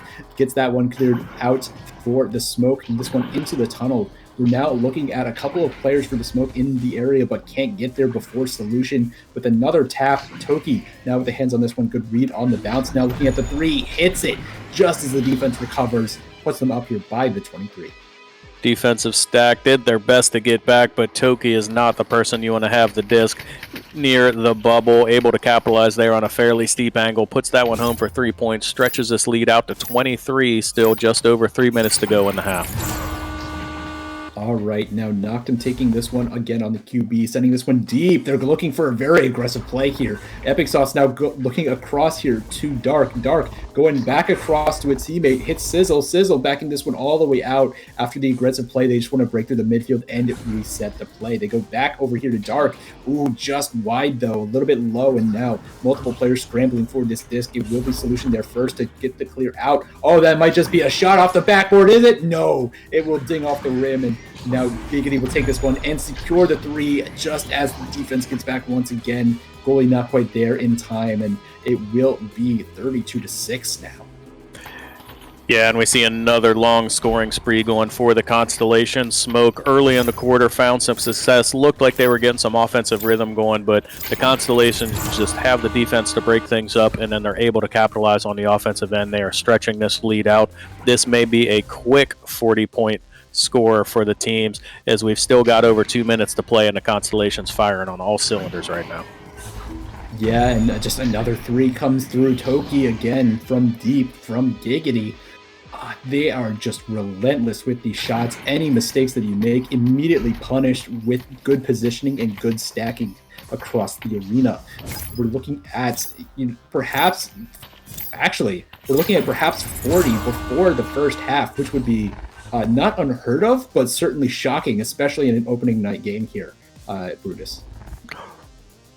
Yeah, and again, new rosters, new teams, still trying to figure things out. So far, Toki on the offensive end has just been relentless, and the Smoke have not had a defensive answer. 17 points now in the match for Toki alone, but the Constellation's getting it done in all facets. Smoke still trying to figure things out here. They do have the disc on the offensive end, trying to get that offense set up, and just like that, Dark's going to take the assist from Sizzle and put it in to stop that scoring drought for the Smoke, get them up to 8 points on the match. We've got a minute to go in the second quarter. Yeah, again, just credit the shot positioning on that. Dark gets it down low on the goalie. Really tough to stop a bottom pocket shot like that unless you get all the way onto the floor. Basically playing limbo at that point, but Icy now with control of the disc will send this over to Toki.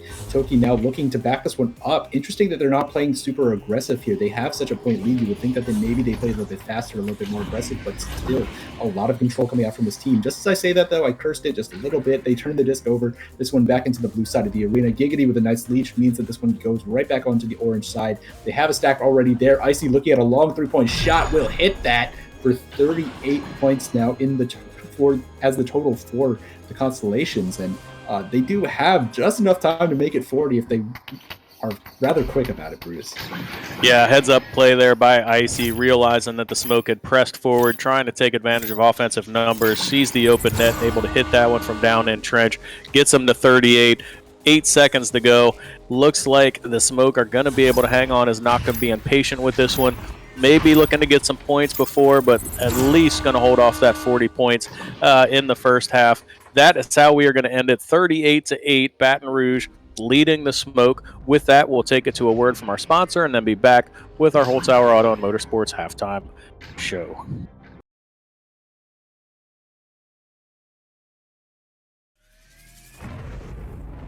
Hold on a minute. Did we hear that right? Dodge is making an electric car? We're talking hypothetical, right? Surely you jest. Dodge? You mean the people who devised the legendary 426 Hemi and sunk it into a sublime missile? You mean the Dodge that created the Hellcat Red Eye and the most powerful muscle car in the world? Makers of the 840 horsepower wheel-standing Demon? Why on God's green earth would Dodge ever build an electric car? Anybody? Any thoughts out there? Hello?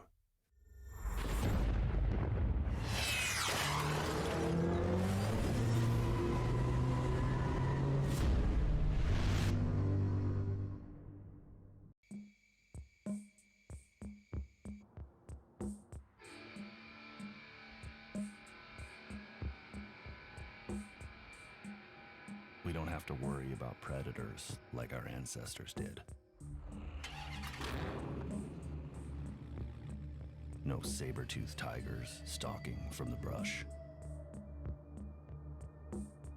No dire wolves circling the camp.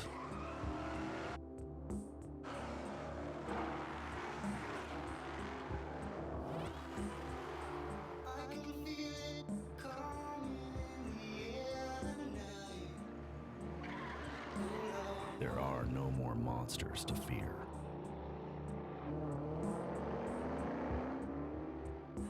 And so, we have to build our own.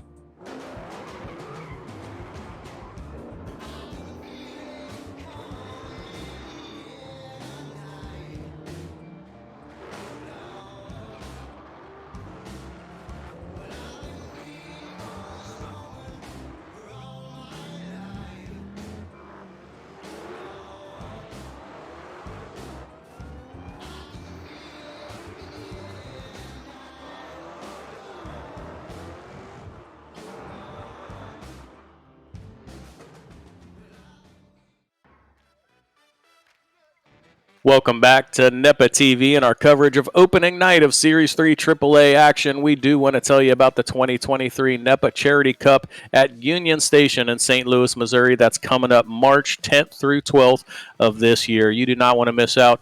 We are competing for mental health and recovery in virtual reality and beyond. You don't want to miss it.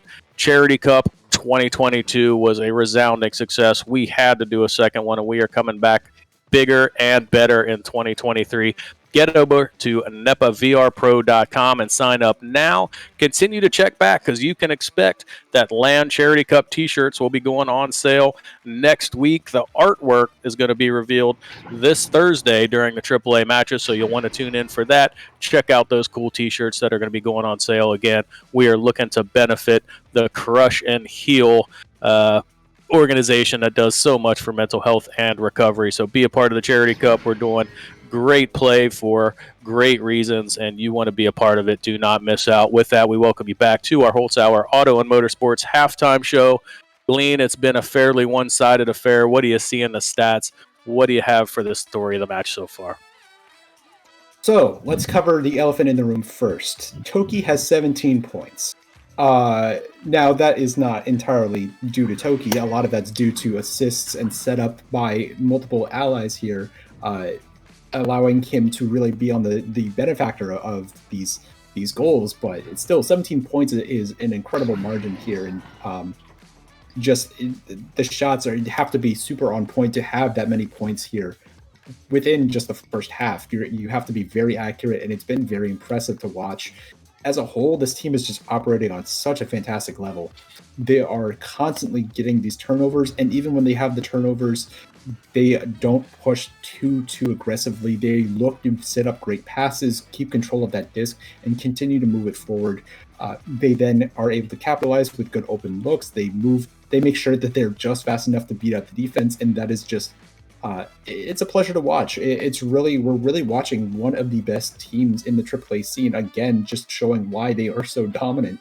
And really, it's a pleasure to see. Especially, we were asking questions about Solution and PZ. Of course, we haven't been able to see PZ yet, but seeing Solution fit into this role immediately, it is great to watch here.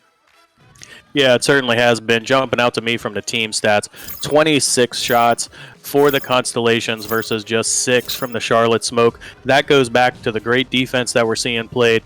Giggity Gal doing a great job on that defensive line, getting interceptions, disrupting anything that the Smoke are trying to get done, transitioning from defense to offense, creating turnovers, and that's turning into points, be it the Toki, Icy, Solution getting in on scoring as well. But it's really starting with that backline defense, which has completely frustrated the Charlotte Smoke so far. Absolutely. Giggity's done such a fantastic job of reading exactly where those passes are going. I will say that the Charlotte Smoke have kind of had a very, so the way that they've had their passing scheme, they have kind of a 1-2-1 going on. So they have both the tunnels, and then they have the one deep pass after the QB makes a pass to either one of the tunnels. However, when you do something like that, you often expose yourself to the weakness of the goalie if they play aggressively, being able to read where that pass is going. And that's what Giggity is doing right now. He's reading that deep pass, that second pass or that third pass that they're trying to make, because there's only that one pass option. So trying to work around that, trying to adapt to that, I think is the biggest thing here for the Charlotte Smoke, to make sure they don't have those continuous turnovers on rollouts and can continue to score from there. Yeah, here we are getting into the second half action. Charlotte Smoke looking to turn things around. They are going to lose the neutral advantage, though. Find a disc loose here on the orange side as they try and get some offense going. Ooh. And Noctum is going to slap that one forward and end up seeing it coast right into the goal. Some good communication there that wasn't intercepted and changed to a 2. They let that float in, and that three-pointer getting credited to Noctum, but that's another 3 going to the Baton Rouge Constellations. It's now 41-8, not the start that the Charlotte Smoke were looking for. Yeah, definitely not. That was really, really unfortunate for the Charlotte Smoke, but you can't let that get too much to your head. Toki will take that 3, but it will bounce off the rim instead. Charlotte has got to keep their mental solid here. They got to keep that mental game up to be able to come back in this one. That bounce, fortunate that it did not go in. Icy now looking to recoup on this one. That's for another shot.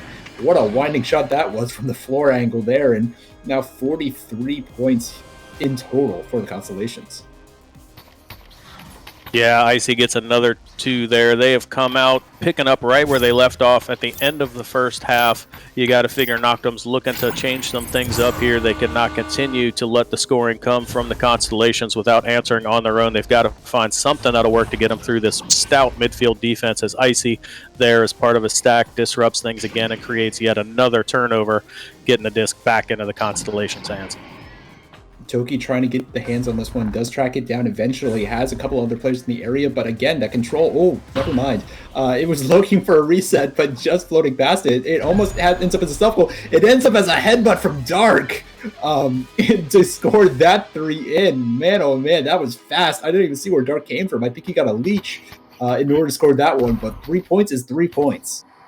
That's right, and they needed it. They needed to stop this early scoring from the Constellations. They were on quite a run, and Dark there able to get that 3 points on the board from a momentum standpoint. Really important as the Smoke come out with an aggressive stack of their own and create a turnover.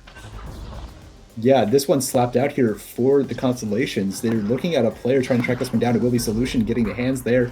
Oh, the shot will be off and bouncing off a couple of Geo. Knocked him now with the collection in the send down to a teammate. This one across up top, trying to find the hands of Epic Sauce, but this gets turned around and the shot is wide. Icy now getting the disc and looking to juke out. Oh, gets past one defender. Oh, almost got past two, but knocked him, denies that one. Toki now with the reset back over to Giggity. Down low to Icy. Icy once again on the shot will bring that one in and score it. So back up to a 34-point lead.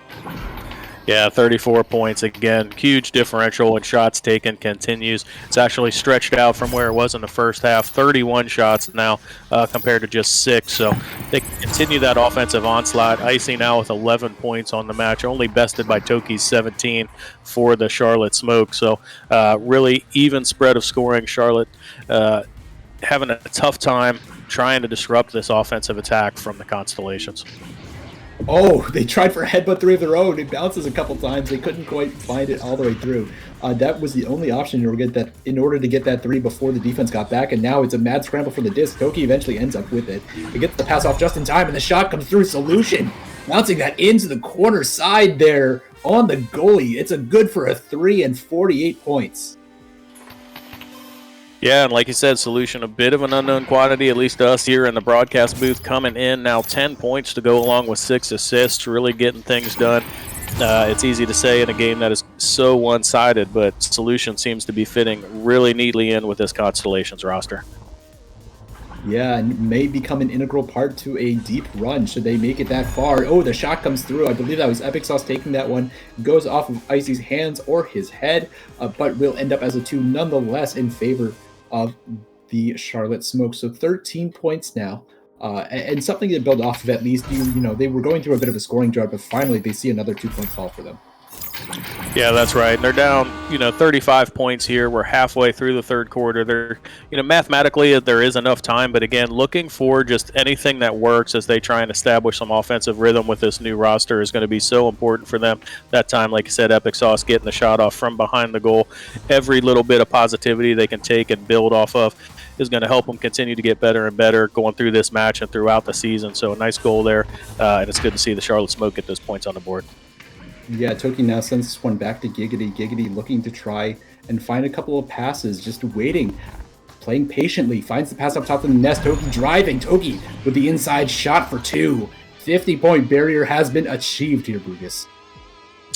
Yeah, if the rule of 40 wasn't pretty hard set in stone, then certainly the rule of 50 is probably going to prove true here. That brings Toki up to 19 points on the match to go along with 18 stuns and 2 assists. So just a really, really impressive performance all around so far by the Constellations as Smoke look to bring this one up, get it over to the blue side.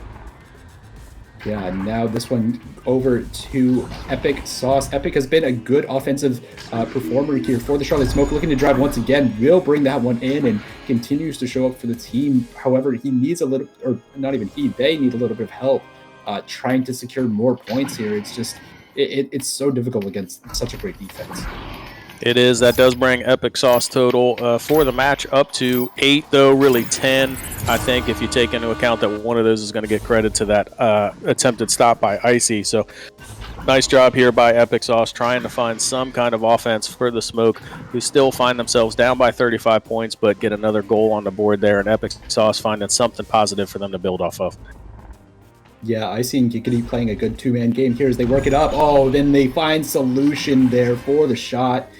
Brings another 2 inside, and even when they're up by such a margin, they do not let their foot off the gas whatsoever. They just are able to score, it seems, at a win's notice.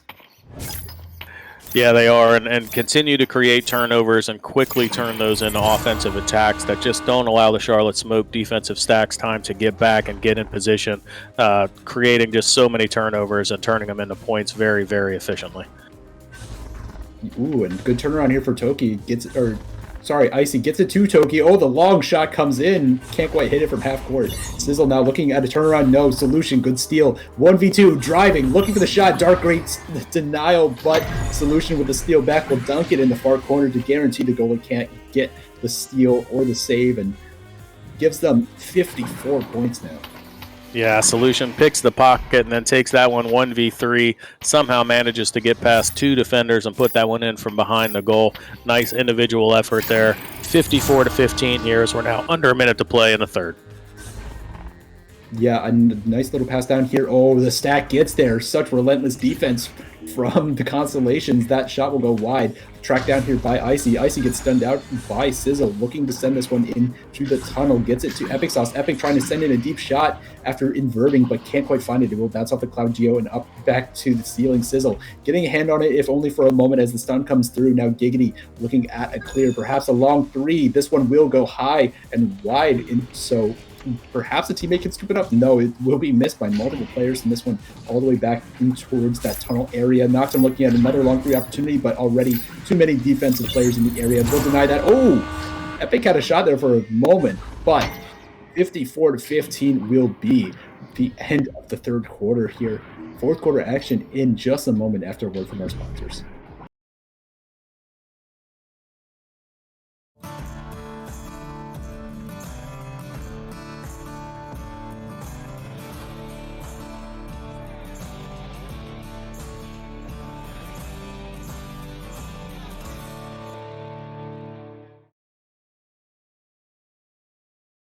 One American with a burning desire to save the world from high prices.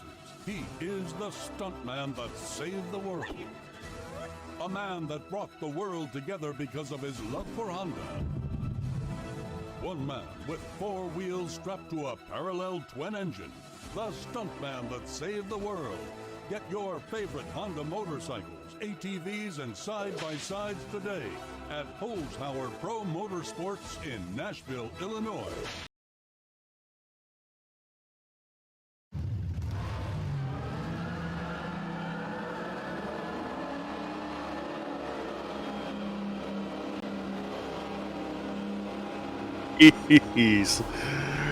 Wow. Yeah, so let's jump back into the game. I might mention that stat, but that's kind of insane. Yeah.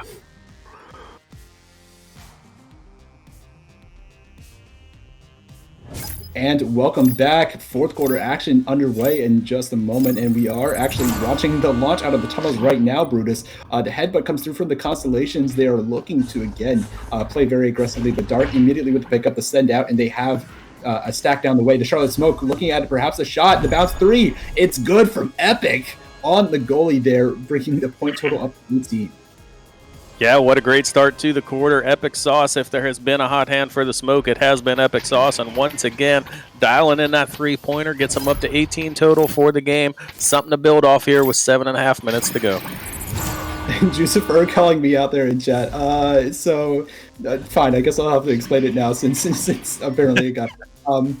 So the statistic of plus minus is considered, as we take a look at the game here, a nice little stack here from the Charlotte Smoke. They will get another 2 in. So the idea of plus minus is you take all of the point averages. If you won a game by 29 points, then it's plus 29 for you. If you lost a game by 40, then it's minus 40, something like that. And then you add all of those numbers together. The idea here is that Giggity Gao, it measures a player's performance holistically over a bunch of games in probably one of the simpler ways versus, other advanced statistics. Giggity Gao had a plus minus of 411 last season, whereas most average players had maybe like 70. So if that doesn't blow your minds, I don't know what will, as now this pass will not be secured. The clear wasn't quite through. This one bouncing, almost had the shot there. Could not quite find it. It will be Icy now grabbing this one. Oh, it will be turned over. Epic Sauce clearing this one right back out. Yeah, gets it cleared out. It's now going to be a stack race down towards the blue bubble, but you are right. Very impressive stat there, plus 411. That means not only are you winning games, you're winning games by a large margin, and you're probably not losing many because you're not taking many in the minus column on that one. So very, very impressive. We've seen that play out tonight with Giggity Gal having a dominant performance as Sizzle puts back-to-back goals into the net, bringing the Smoke up to 22. So now Sizzle getting in on the offensive end for the Smoke. So maybe not to make some changes there, looking to adapt. Like I said, this is going to be a performance to build off of for the Charlotte Smoke. Maybe those changes are starting to play out, seeing some offensive production out of Sizzle. Yeah, absolutely. Now we're seeing Solution send that one in, and Toki now looking to drop this one down low to a teammate. Ooh, just missing the hands there. It will be tracked down here by Epic Sauce. Epic now sending this one in to the hands of Giggity Gao. It's now, and the interceptions keep coming through for Giggity. Solution now sending this one in deep for Toki. Toki is sending it down over to Icy. Icy, another score into the goal here. 56 now the total, and man, will we see potentially breaking of the 60, even the 70-point barrier here, Brutus? The potential is certainly there with the way that they've been playing, and it's because they just continue, one, to play at a high level. They are not taking their foot off the gas at all, but what that means tonight is they're creating turnovers, and those are turning into scoring opportunities. So the defense in the midfield is creating turnovers, and they're turning those into points. So still with 5 minutes to play, could they potentially get that many more possessions? Absolutely. Yeah, as a good save comes through from Giggity, not just playing that backline, but also playing that goalie position. This one all the way in deep. Solution taking the shot. Ooh, bouncing wide instead. Giggity now taking this one, sending a nice pass over here to Icy. Icy looking to drive and scored in the top pocket. 58 now the total, and Icy has how many points? The stats are not showing up for these. Sorry, 15 now for Icy, I believe. Yeah, 15 points for Icy, 14 for Solution. Toki leading the team with 19. Giggity Gal with 7 points, but 7 assists to go along with that, and just so many turnovers. It's really been an all-around team performance, which is why you see the Constellations here with 58 points and a commanding lead as we reach the final 4 minutes of this match. Yeah, Giggity now going to send this one across to Toki. Nice little fake there. Gets the pass back over to Giggity, and they continue to play nice and controlled. Toki now sending this one down to a teammate in Solution. Solution looking on the shot. Oh, sneaks and past the goalie on the lower end. A tough angle to shoot for sure, but they do make that 60-point mark. Yes, they do. Still 3 minutes to go. I do not think 70 is out of the realm of possibility here. Charlotte Smoke, though, have been scoring a little bit of late. Good to see Sizzle get involved. Epic Sauce has kind of been carrying the offense, but Sizzle getting involved now. They're going to have a joust advantage here. Try and bait in that stack, but the stack does get just enough on that one to break things up. We now have a loose disc in the midfield as the Smoke are going to try and get things down to the blue bubble. Yeah, this stun comes through, so Icy will take this one and look to try and send it in. That's a very ambitious shot because of the angle. Almost had it anyway. Toki now will just bring this one in nice and lightly into the bottom pocket. It's a slam dunk. It's more of a gentle dunk. I don't know how you qualify that, but the lead is ballooned here into 40 points, and we can't speak enough to the performance here by the Constellations. Yeah, you certainly can. This is a different version of the rule of 40, if you will. A 40-point advantage here with under 3 minutes to go. Now it's going to be Epic Sauce coming off of the floor. Again, both of these teams playing their hearts out, playing all the way to the end. Epic Sauce gets another couple of points on the board as the Smoke continue to try and bring that pressure, continue to build that team chemistry, and finding, really more offense here in the fourth quarter than they've had all game, and it's good to see them continue to progress, even in the face of such an onslaught. Baton Rouge Constellations just hitting on all cylinders tonight. Yeah, this one, now Toki's trying to get the hands on the disc. They do get there. Can't quite find a shot. This one's still bouncing loose. Oh, Toki still gets the grab. Oh my, Toki gets past the defender, goes around the back, gets the goalie jumping out, and another 2 on the board here for Toki. Yeah, just under 2 minutes to play now as we come out with the Smoke joust advantage. Let's see what they can come up with for an offensive play, try and get some more points on the board, continue to keep some momentum here in the fourth quarter to carry them into their next match. Yeah, Dark now controlling this one. Goes over to Sizzle. Sizzle now trying to back this one up, perhaps. Yeah, he's going to look for a good offensive push here, just trying to play a little bit more controlled, try and get that chemistry up a little bit more. They had a couple of changes here throughout the duration of the game. Epic now looking at the drive. No, can't quite find the shot. Will bounce loose. Toki on the recovery here. Sends this in deep onto the opposing side. Was looking for a long mail slot across the entire court, but couldn't quite find it. Will get the recovery here. Sends this one in to a teammate. Hits Giggity now. Giggity just going immediately across the Solution. Solution back to Giggity. Giggity trying to get on the board. Knocked him. Great save.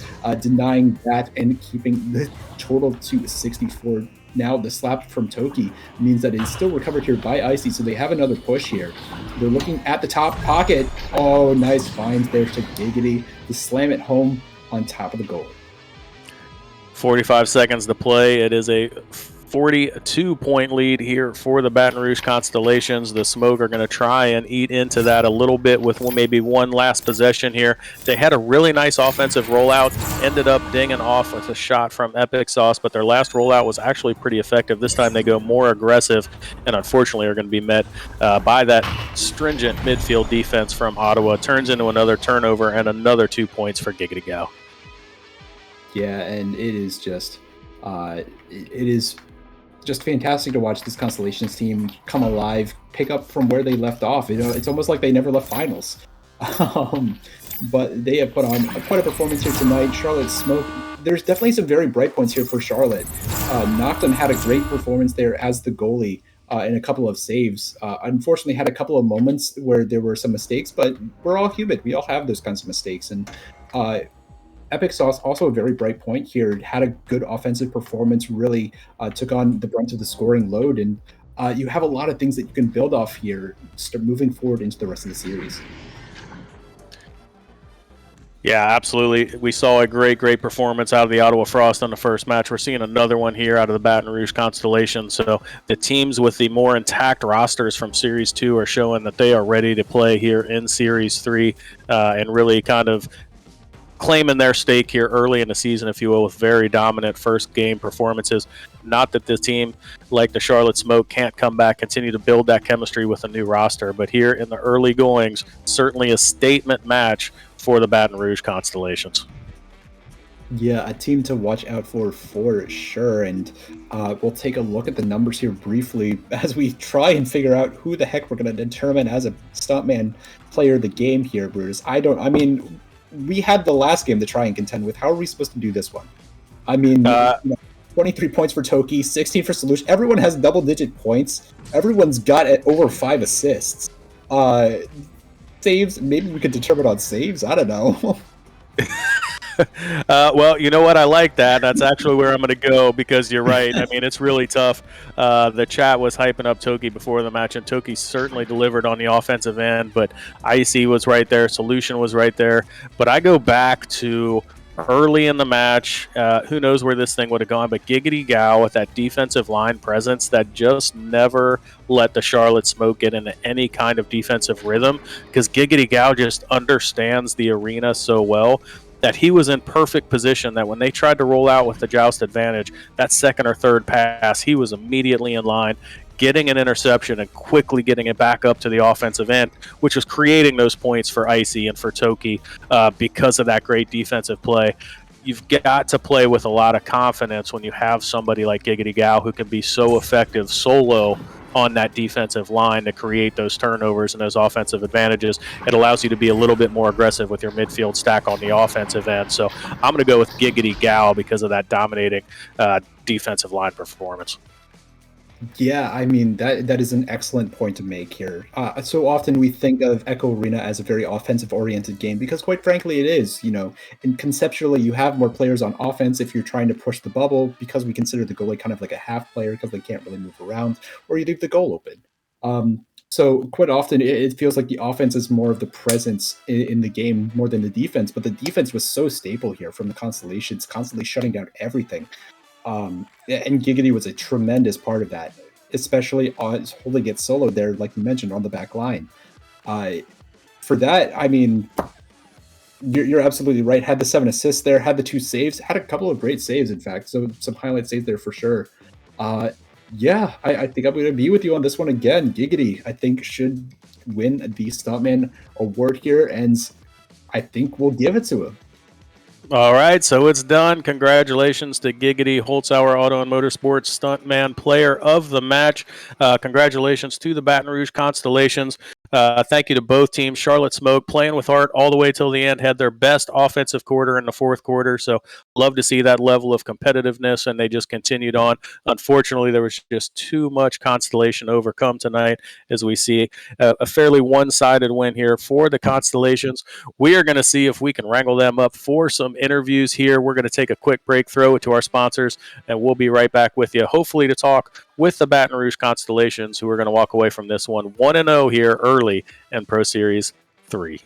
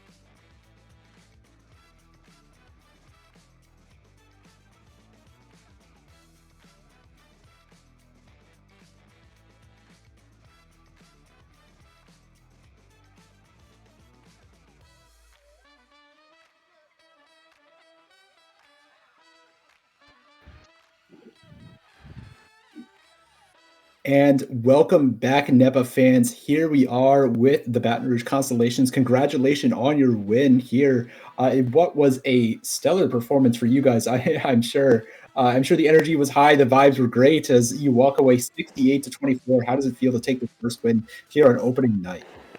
Pretty good. We're getting back in motion, just getting our momentum going, but feeling good about it. Yeah, Nice. feeling good.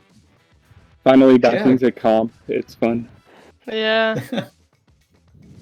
Yeah, exciting to hear. And we do have a redeemed question already here for you guys from Vacant. What do you guys think of the other team was doing wrong that gave you this kind of advantage, and what do you think you did better as a team? I feel like their chemistry was not I don't know. It was they're new. They had like 2 new players. It felt like I don't know. It felt like we were mainly on their side. I feel like maybe one thing. All right. Well, I think main thing is their defense was kind of all over the place, and then also for us is we're all good individual players. We're all 1v1 players, and if you can't take us 1v1, then you can't really stop us. So you can't really stop our offense. And defense wise, well, I just play backline, and they can't really get past me. Yeah, definitely. We saw so many interceptions come from you, Giggity. Just reading where that second or third pass was coming to on the rollouts, especially early, and you played such a dynamic defense. Just maybe walk us through the steps and your mindset going into that, and just holding the back line solo by yourself. My mindset is basically have my team go forward and cover as much as they can, and I just see whatever blind spots they can't see from far back, and then I'm just looking and hiding. And the other team can't really see me, so they just don't know where I am, and they're constantly just like looking around. Yeah, excellent. Brutus, you got any additional questions here for them? Well, I want to hit more on that point because Giggity Gal, I know you're hiding, but you're also anticipating. So often we see them come with a joust rollout, and maybe they get the first pass off, but you seem to be in the right place at the right time for the second or the third pass and then create an interception that turns into quick offense for your team. How are you able to anticipate so well what you expect out of the other team? One is positioning wise, and also I have to give it a lot of it to my teammates. They're pressuring hard off of joust, so they're giving me the possibility to. They're limiting the only pass to one option, so I just have to cover that lane. So I give props to them. Yeah, so it's a great team performance. As we took a look at the stats, it was really impressive to see Togi leading all scorers, Icy getting in on the offensive end. Those two were super effective. Solution, do you go by another name? Correct us in the booth if we don't know. I've had a name before, but Okay. you just call me Solution. Solution works. All right, perfect. So we want to make sure we get that right. Hey, welcome to the team to play. You had a super good game tonight as well. So all around, just a great team performance. Congratulations. You start Pro Series 3-1-0 with a very dominant victory, and obviously making a statement to the other teams in the league that you're going to be a force to be reckoned with. So congrats on a great victory tonight. We are going to bounce to our next game. You guys go celebrate. All right, peace. Thanks. Thanks. Bye. Who devised the legendary 426 Hemi and sunk it into a sublime missile? You mean the Dodge that created the Hellcat Red Eye and the most powerful muscle car in the world? Makers of the 840 horsepower wheel-standing Demon? Why on God's green earth would Dodge ever build an electric car? Anybody? Any thoughts out there? Hello?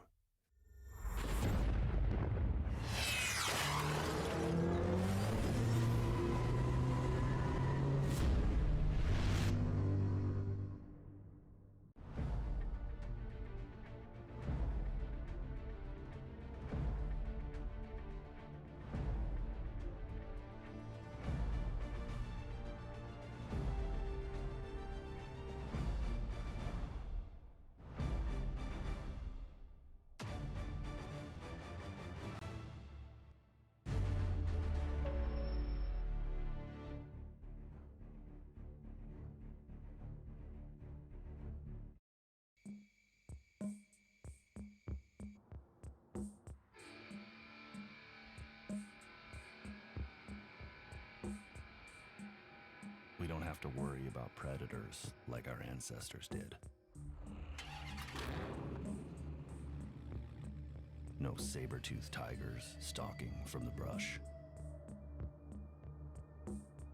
No dire wolves circling the camp.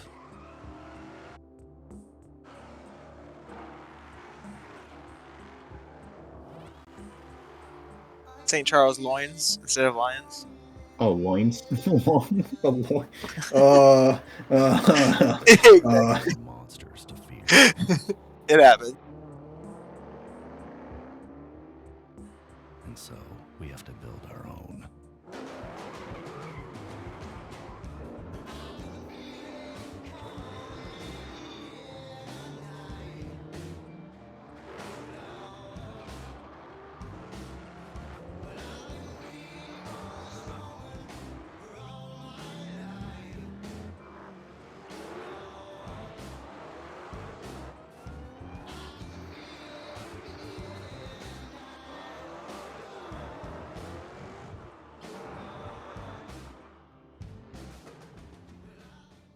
One American with a burning desire to save the world from high prices. He is the stuntman that saved the world. A man that brought the world together because of his love for Honda. One man with 4 wheels strapped to a parallel twin engine. The stuntman that saved the world. Get your favorite Honda motorcycles, ATVs, and side-by-sides today at Holzhauer Pro Motorsports in Nashville, Illinois. Tired of the side effect of side-by-side hair? Not when you have a Kawasaki. Your love of your Kawasaki Teryx 1000 will save you from side-by-side hair. Enjoy your Kawasaki on all types of terrain and magically eliminate the chance of messy, unwanted side-by-side hair. Go green this summer with Kawasaki. Get your favorite Kawasaki motorcycles, ATVs, and side-by-sides today at AAA Motorsports in Nashville, Illinois. Yeah! Side-by-side hair, just don't care.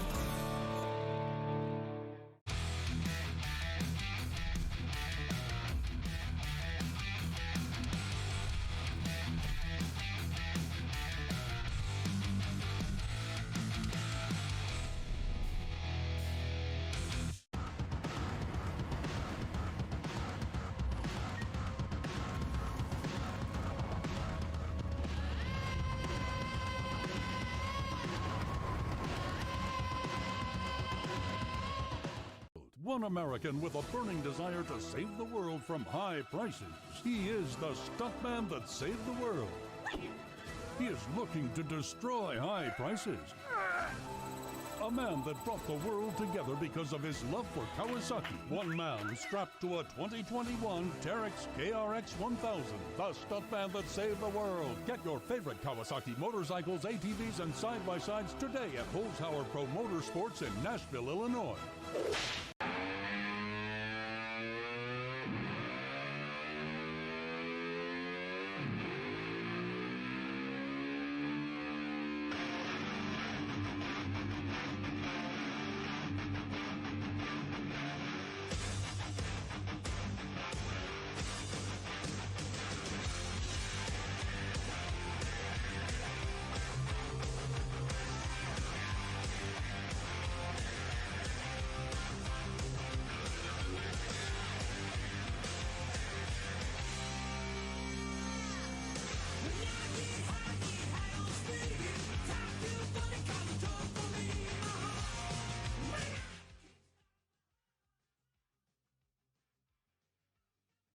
Access the largest motorsports inventory in America. We're authorized dealers for Can-Am, Honda, Kawasaki, Yamaha, Sea-Doo, and more. Get the best deals these brands have to offer. Browse through our inventory to find exactly what you're looking for.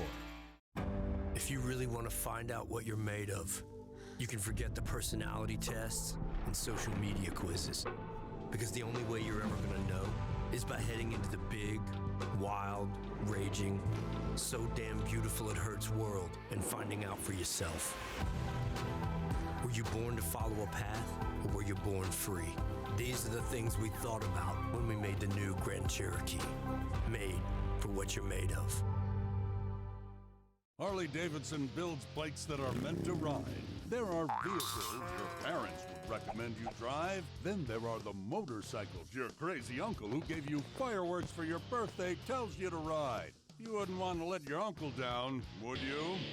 If your need is speed, chrome, and custom paint, check out all of the new and pre-owned bikes at Greenmount Road Harley-Davidson in O'Fallon, Illinois. Don't let your uncle down. Get to Greenmount.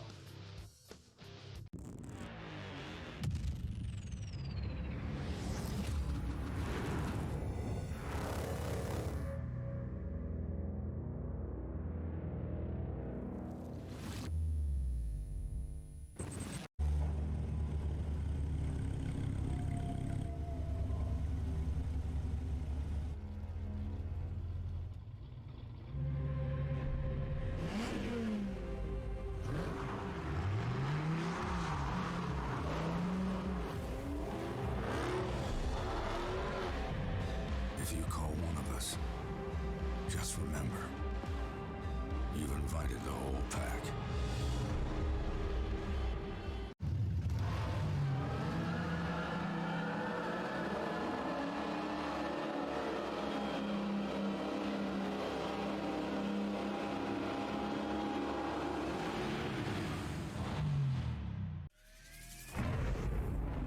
Hold on a minute. Did we hear that right? Dodge is making an electric car? We're talking hypothetical, right? Surely you jest. Dodge? You mean the people who devised the legendary 426 Hemi and sunk it into a sublime missile? You mean the Dodge that created the Hellcat Red Eye and the most powerful muscle car in the world? Makers of the 840 horsepower wheel-standing Demon? Why on God's green earth would Dodge ever build an electric car? Anybody? Any thoughts out there? Hello?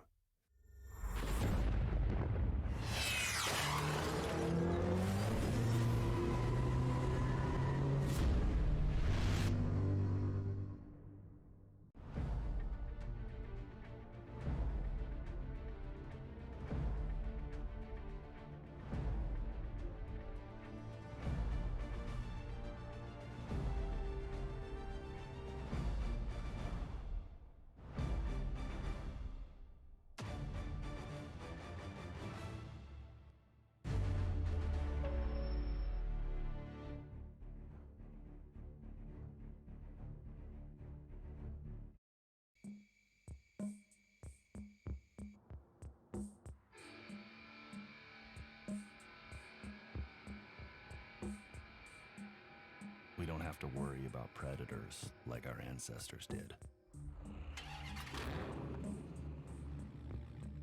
No saber-toothed tigers stalking from the brush. No dire wolves circling the camp.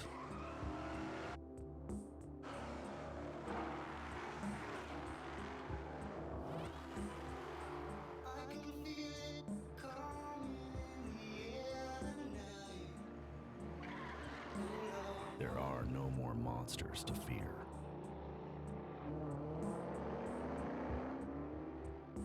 And so, we have to build our own.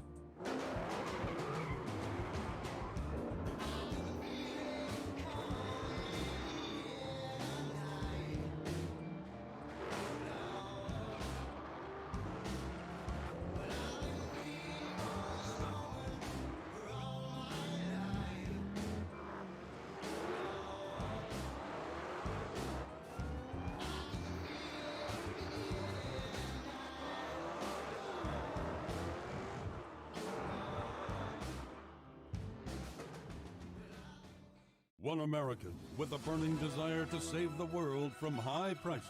He is the stuntman that saved the world. A man that brought the world together because of his love for Honda. One man with 4 wheels strapped to a parallel twin engine. The stuntman that saved the world. Get your favorite Honda motorcycles, ATVs, and side-by-sides today at Holzhauer Pro Motorsports in Nashville, Illinois. Tired of the side effect of side-by-side hair?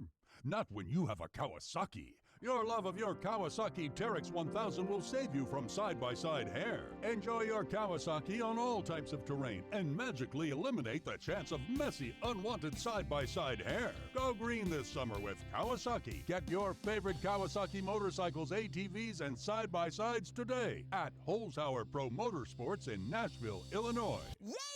Side-by-side hair, just don't care.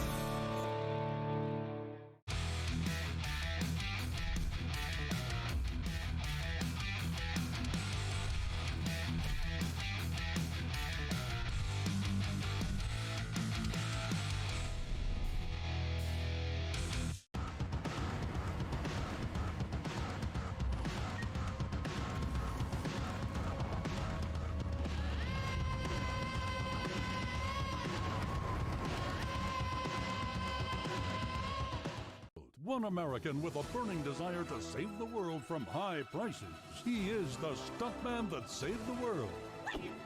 He is looking to destroy high prices. A man that brought the world together because of his love for Kawasaki. One man strapped to a 2021 Terex KRX 1000. The stuntman that saved the world. Get your favorite Kawasaki motorcycles, ATVs, and side-by-sides today at Holzhauer Pro Motorsports in Nashville, Illinois.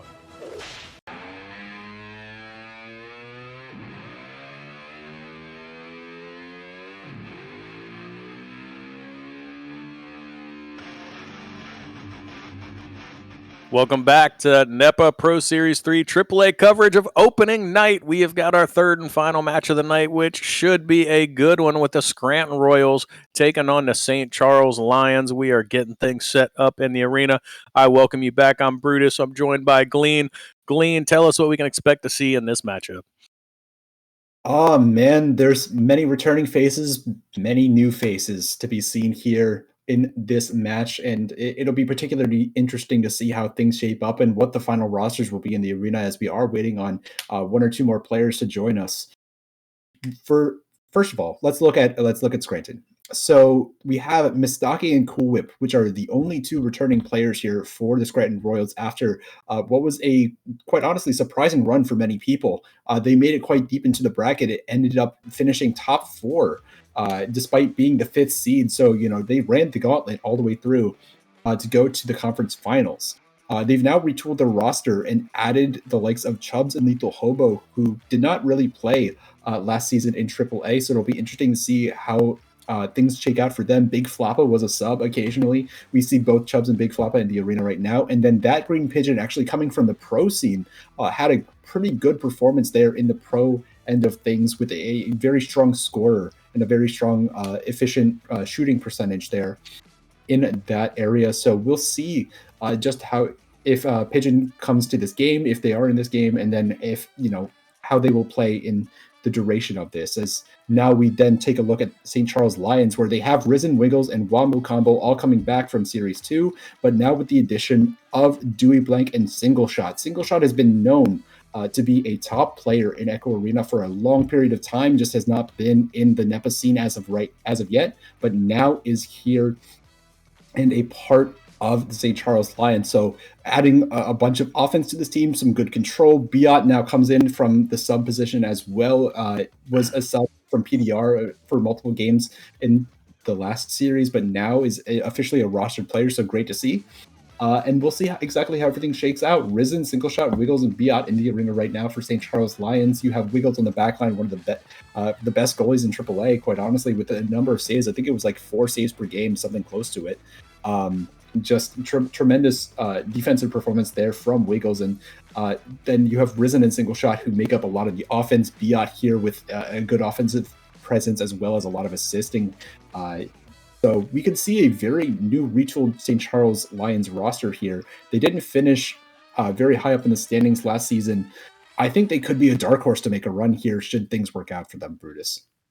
Yeah, and just as you finish that sentence there, we do see that Green Pigeon show up in the arena over on the Scranton Royal side. So you bring up an interesting point, because that Green Pigeon and Single Shot are known to be two very heavy scorers. So an influx of scoring talent onto both of these rosters, bringing back a couple of veterans like you talked about from Series 2, but going into Series 3, different dynamic for these teams. When you bring in players that can score at the rate these two players do, it's going to change your offensive mindset quite a bit. Absolutely. Just the way that you play around these players. Do they become a staple part of your offense? Do you look to try and set them up as much as possible, or do you integrate them in a different way? Do you look to have them as kind of that midfield, that assisting location to, draw out that defender, make them think, oh, this person's a really good shooter, and they're going to try and take the shot, and then they make the assist instead. So all about the dynamic around how you play with such scoring potential here. And really offers new looks to both these teams, who are looking to try and make and establish themselves early on in this series, especially the St. Charles Lions here in my mind, because they had kind of that precedent beforehand from last series where they ended on the lower end of the standings, and now they want to prove that they are a team to be contended with. Yeah, they certainly do, and getting off on the right foot so important. We've seen some fairly one-sided matches so far tonight, with Ottawa Frost walking away with a victory, and then in our second match, just such a decisive victory. Here we have, I would say, probably our best matchup as far as carryover of veterans on the team, as well as an influx of new talent. So it'll be interesting to see how these two match up. How much time have they had to be able to scrim together to build that chemistry with the new players that they have on the rosters? Will be really interesting to watch as we see some well-known players in the arena joining these rosters that already had established a fairly good veteran presence and have already gone through Series 2 together. So it'll be very interesting to see how this one plays out. Absolutely. And, we see, like we mentioned before, Big Floppa, Chubbs, Single Shot, Biot, all players that, were not rostered beforehand, now stepping in. So 4 new players, or at least new to rostering here in the arena tonight. It's great to see just how much the NEPA series and the NEPA format as a whole growing here to incorporate more players, to have more opportunities for these players to shine and to join a roster and prove themselves. And quite honestly, that seems to be kind of the theme here tonight, is a proving grounds for a lot of these new players. Can you step up to the level that is required to be that AAA player, especially when the lights are on in the arena? Yeah, for sure. And so much goes into, the chemistry, to the communication of these teams. How do they all play together? So you're bringing in the talent, and that the capability is all there, but how does that all work together when you actually put it together under the lights is yet to be seen for both of these new rosters. So very, very interested to see. We're going to go ahead and get them readied up and get into the action here with our third and final match of what has been a great opening night so far for NEPA Pro Series 3. Absolutely. And again, just want to take a look at the chat here. Shout out some of the chat. Yeah, the Legends the Legends are the pro team for the St. Charles Lions, and then you have the Royals, who go to the New York Kings. Yeah, Nate Appleton just answering it there. Shout out to Nate, by the way. Hello. Glad to have you in the chat as well. Yeah, so welcome everyone again. Good to see everyone here in the chat joining us. Muffle TV in there as well. Mimsy coming back from the previous game before that we saw tonight, where they had a great performance as a sub. And, this is encouragement for joining and becoming a PDR player, because we saw PDR players like Mimsy, who have the talent, who have the capability.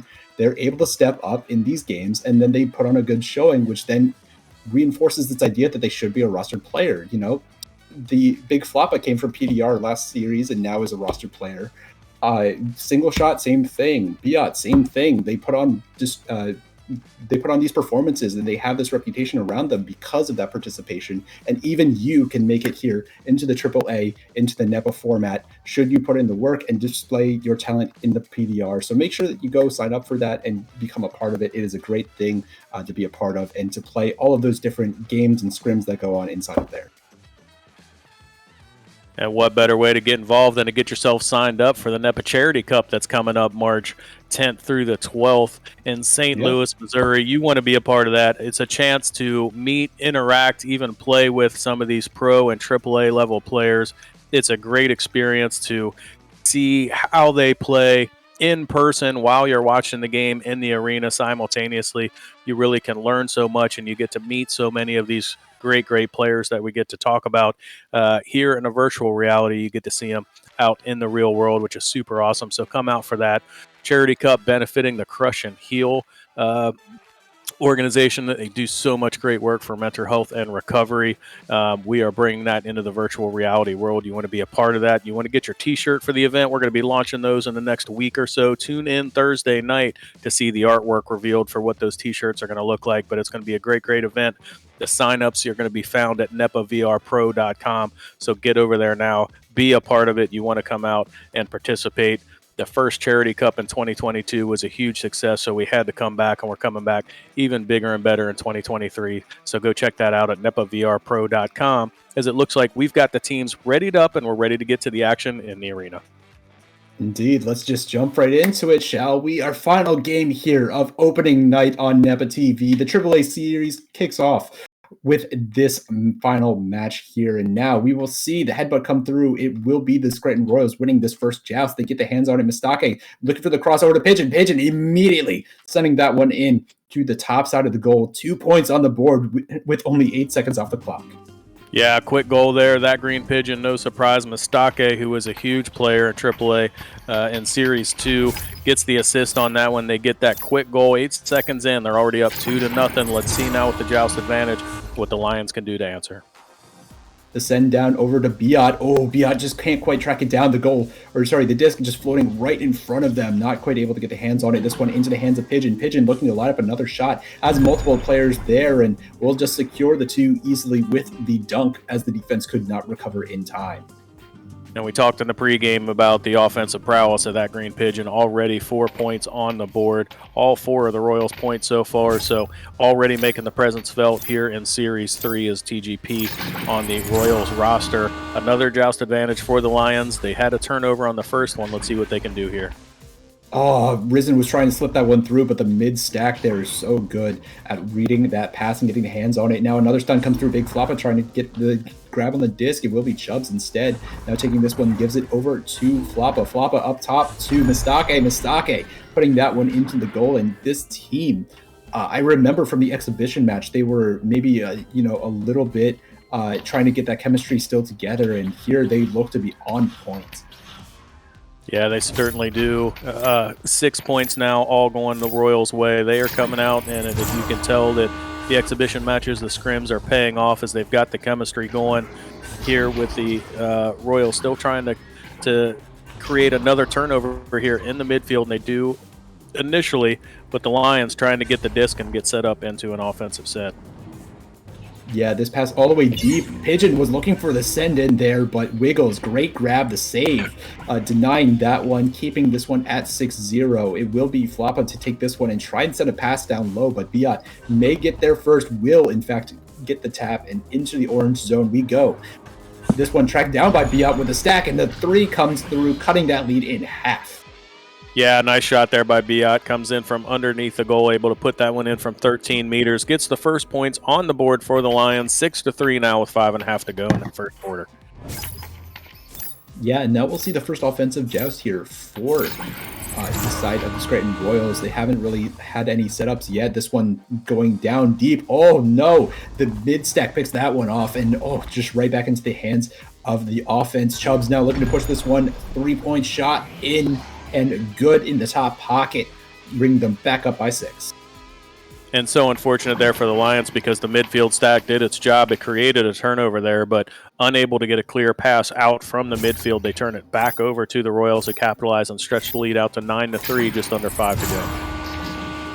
This one picked up here by Wiggles, looking to again get that pass down to the tunnel to get over to Biot. Biot, no time, gets it over to Risen, just as that stack keeps pressuring, keeps trying to create these turnovers. Oh, just like that. Chubbs will get the grab here and give it over to Pigeon. Pigeon now walking this one up, but has a lot of space, gives it down over to Mistake. Mistake to the backside, gives it to Floppa, and Floppa secures another 2. This team is on a roll right now. And it really is a team effort. That goal by Big Floppa means that all of the starting Scranton Royals have points on the board for their team, so they're really doing a good job of getting the disc spread around. We talked about the new players on the team so far, Chubbs and TGP being new on that roster as well as Chubbs, really having some good chemistry with that midfield stack, creating turnovers. So let's see if that continues and if the Lions can find a way to combat it. Yeah, single shot now, walking this one up. It's going to send this one right back down to Wiggles. They're going to play this one a bit slower, try and make the most of this offense. They get it over to single shot, not quite, bouncing loose. It will be a stun and a secure here by Chubbs, sending this one in low, gets it past the midfielder, and already they have 4 players in the area. Pigeon with the pickup and the shot, tough angle 3, but makes it anyway, brings them here to 14-3. Yeah, 14-3. They continue the offensive onslaught. TGP continuing to make the presence felt now with 7 points in the match to go along with an assist. So Chubbs, TGP continuing to do work to get this team out to now an 11-point lead with just over 3 minutes to go in the first quarter. Yeah, Biot now in control once again for the St. Charles Lions. Gets it over to a teammate. Oh, just as the stun comes through, though. This one into the hands of Green Pigeon. Pigeon now going to walk this one up and going to look for a shot, perhaps pass. No, single shot, great interception there. Immediately gets stunned though. Can he get the grab back? Continuing to contest that disc, and this one back into the blue side of the arena, bouncing off that barrier. Biot corrals it, but this one is just loose and no one's quite able to get a full control of the disc. Now Pigeon will take this one and send the pass over. They have control. They're looking for the cross. Oh, great find there to Chubbs from Floppa and gets another 2 on the board. Yeah, just more continued really good team play out of Scranton. They're getting everybody involved. It's not just one pass or dump it in and see if the chain can get to the goal first, but they're stringing together multiple passes. They're spreading out that Lions defense, and they're able to get another goal there to stretch this lead out to 13. Wiggles the pass over here to Risen. Risen going to forward this one up to Biot. Biot now going to look for perhaps a cross pass, perhaps just going to hold it. Has a lot of space to work with, so no need to rush this offensive play. Going to continue to walk this one up. It's a 2-on-2. Now the defense gets back and gets the interception. In fact, Chubbs, another interception, another steal, has been great on the defensive end and gets that sent in deep here for Scranton Royals. This one picked up by Mistake. Mistake, was trying to look for the quick handoff, but could not quite get it to the teammate. Biot now going to clear this one out into the orange side. That might just be a shot, not quite. It will be wide of the goal, but it will be single shot to get there in time. Was looking for the anchored shot 3, but can't find it. Risen, no, denied by Mistake. What a headbutt save there. Keep this one alive. Biot over to single shot now, trying for the shot indeed, and it will fall. 5 points on the board here for the St. Charles Lions. Yeah, Lions needed that goal. Started to see this lead stretch out just a little bit after Biot's 3 earlier on. Good for single shot to get some points on the board. We know single shot can score. Just good offensive relentlessness there. It was single shot. It was Risen. Everybody getting involved. They just continued to keep the pressure on and ultimately walk away with the points as we approach the 1 minute to go mark here in the first quarter. Yeah, pressure and offensive rebounds often create just these lopsided opportunities where you just keep going at the defense and eventually you'll throw them off enough to be able to put that disc in, even if you don't make it the first couple of times. So that being said, now Chubbs has an open goal on the defense and will secure the 3. Many players coming out there to try and defend that one pass, but it will end up being a 3 for Chubbs. And that 3 points is going to put Chubbs in the lead for all scores, now 8 points in the match. So Chubbs, that Green Pigeon, working that midfield stack and turning it into offense. They're doing a good job. 15 points combined between those 2 players to stretch this lead out to 14. Indeed, as now we see the pass over here to single shot. Going to walk this one up, looking at a pass down low perhaps. The juke. The pass to Risen. Great little duo combo there. Baits the defender and gets the pass off. Yeah, and you see the threat of single shot's ability to score there affecting the defense as they were focused on single shot. Looked like he was going to make a move to the goal there to score, but instead finds Risen down low to get 2 points on the board. 12 points is going to be our differential here at the end of the first quarter as we shoot it to a word from our sponsor.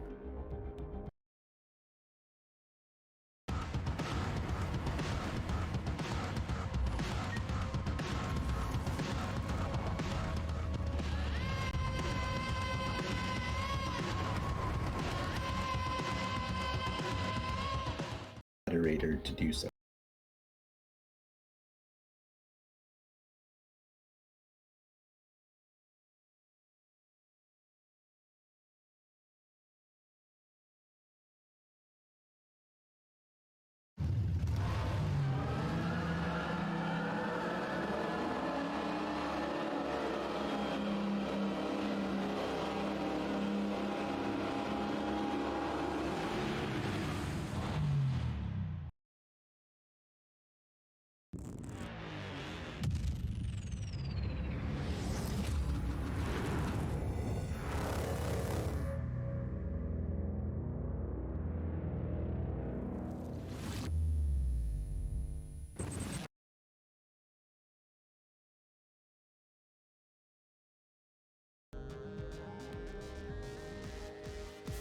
Welcome back. We're going to get into second quarter action, but we're looking at the chat, and let's clean that up, please. We're here to have a good time, watch some great matches tonight. We don't need that toxic behavior out there. Our mods are on it, but let's keep it clean and enjoy some great echo. We've had a great match so far, and we are underway, Glean, here in the second.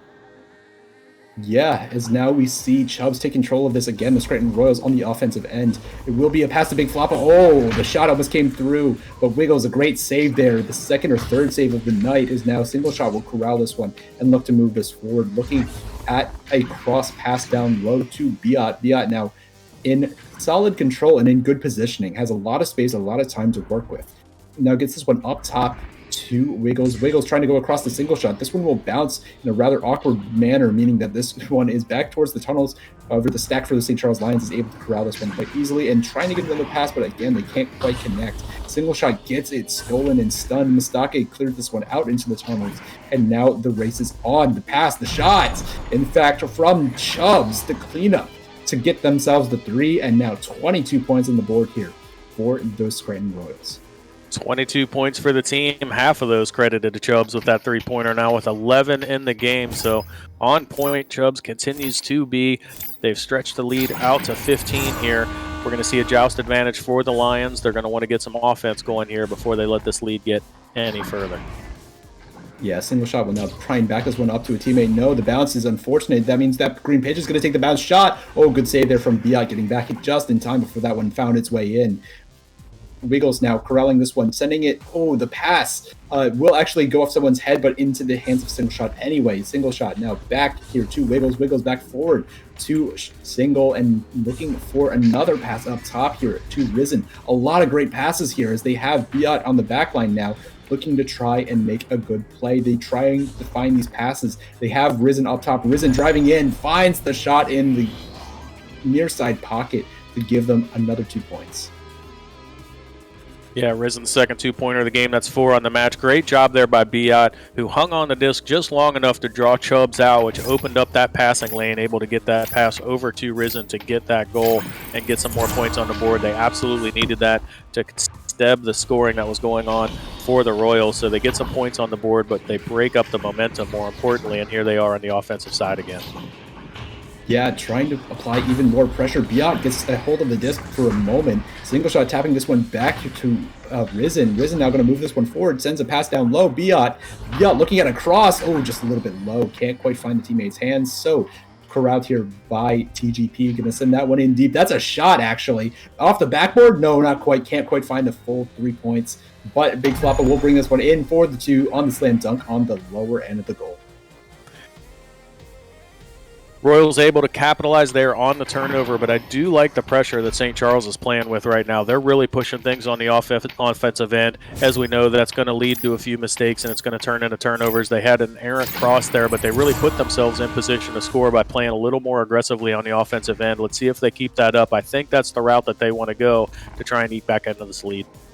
Yeah, nice relay coming out here. Risen over to Biot. Biot just going to slam that one home, and that's a beautiful fast play there on the rollout to secure the 2 points.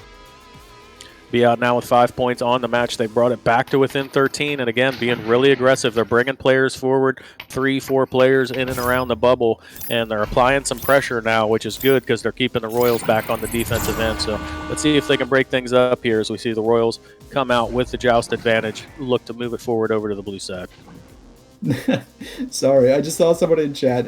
Jesse Cat says bottom pocket should be called purgatory. That's, oh man, I think that's probably one of the best chat comments I've seen in for a while. Is now Mustake is going to send that one forward to Big Floppa. Oh, stolen here by Wiggles. The Lions trying to find some momentum. Gets over to Biot. Biot up top to single. No, a little bit high on the pass.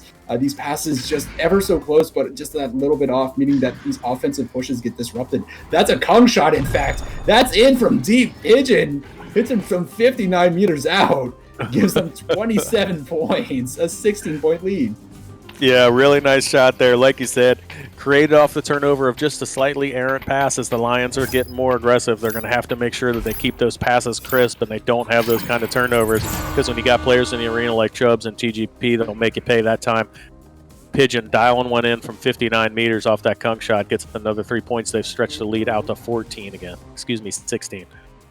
Oh, Biot does manage to recover this disc, so they do have another offensive push here. Single shot, trying to find it. Oh, what a save there by Mustake, getting that one over into the blue side of the arena now, trying to track this one down. Multiple stacks trying to pursue this one. Multiple players. A good slap there from Single. Will deny it for a moment, but Mistake will not have any of it and gets it over to Pigeon, who secures the 29 points on the board now for those Scranton Royals. Yeah, brings TGP's total to 12 on the match to go along with Chubb's 11, so they are stretching this lead out to 18.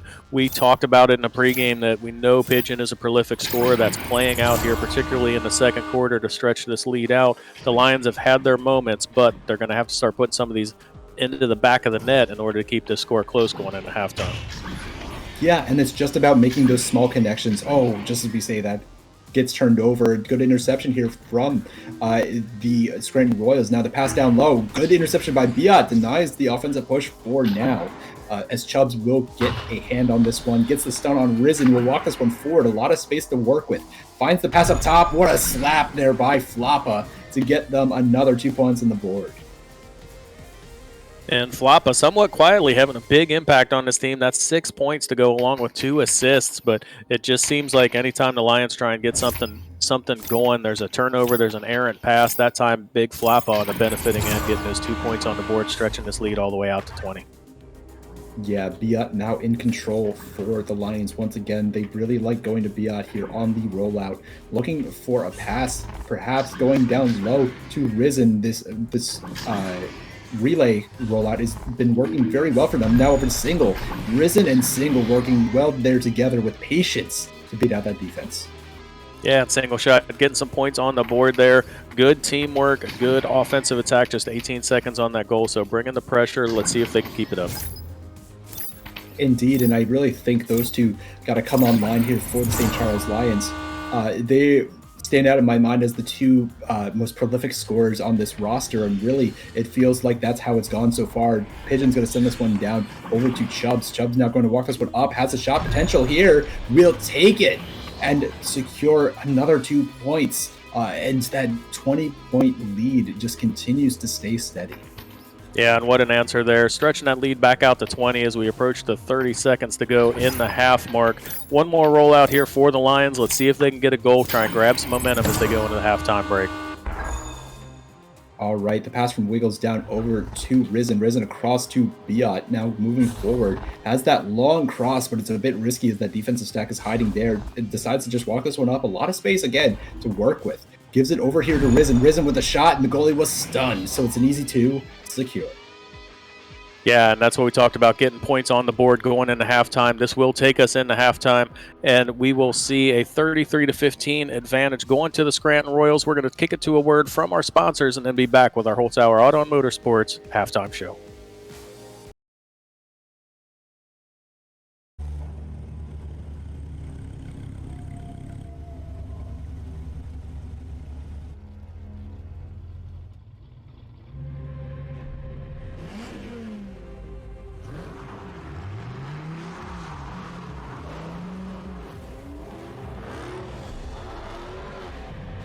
If you call one of us, just remember, you've invited the whole pack.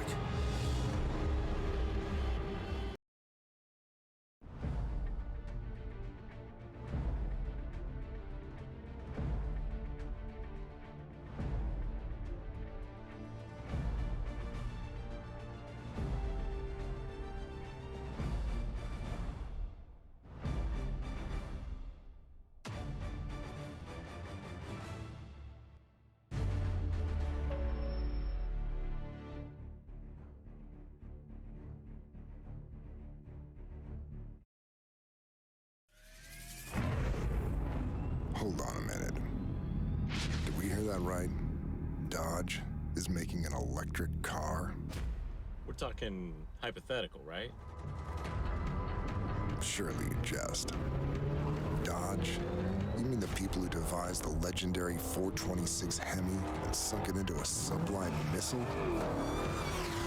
You mean the Dodge that created the Hellcat Red Eye and the most powerful muscle car in the world? Makers of the 840 horsepower wheel-standing Demon?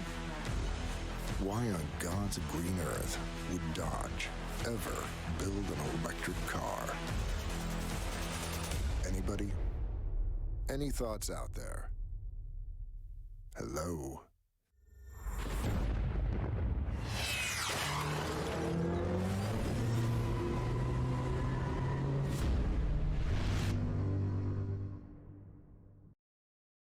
Tired of the side effect of side-by-side hair? Not when you have a Kawasaki. Your love of your Kawasaki Teryx 1000 will save you from side-by-side hair. Enjoy your Kawasaki on all types of terrain and magically eliminate the chance of messy, unwanted side-by-side hair. Go green this summer with Kawasaki. Get your favorite Kawasaki motorcycles, ATVs, and side-by-sides today at Holzhauer Pro Motorsports in Nashville, Illinois. Yeah! Side-by-side hair, just don't care.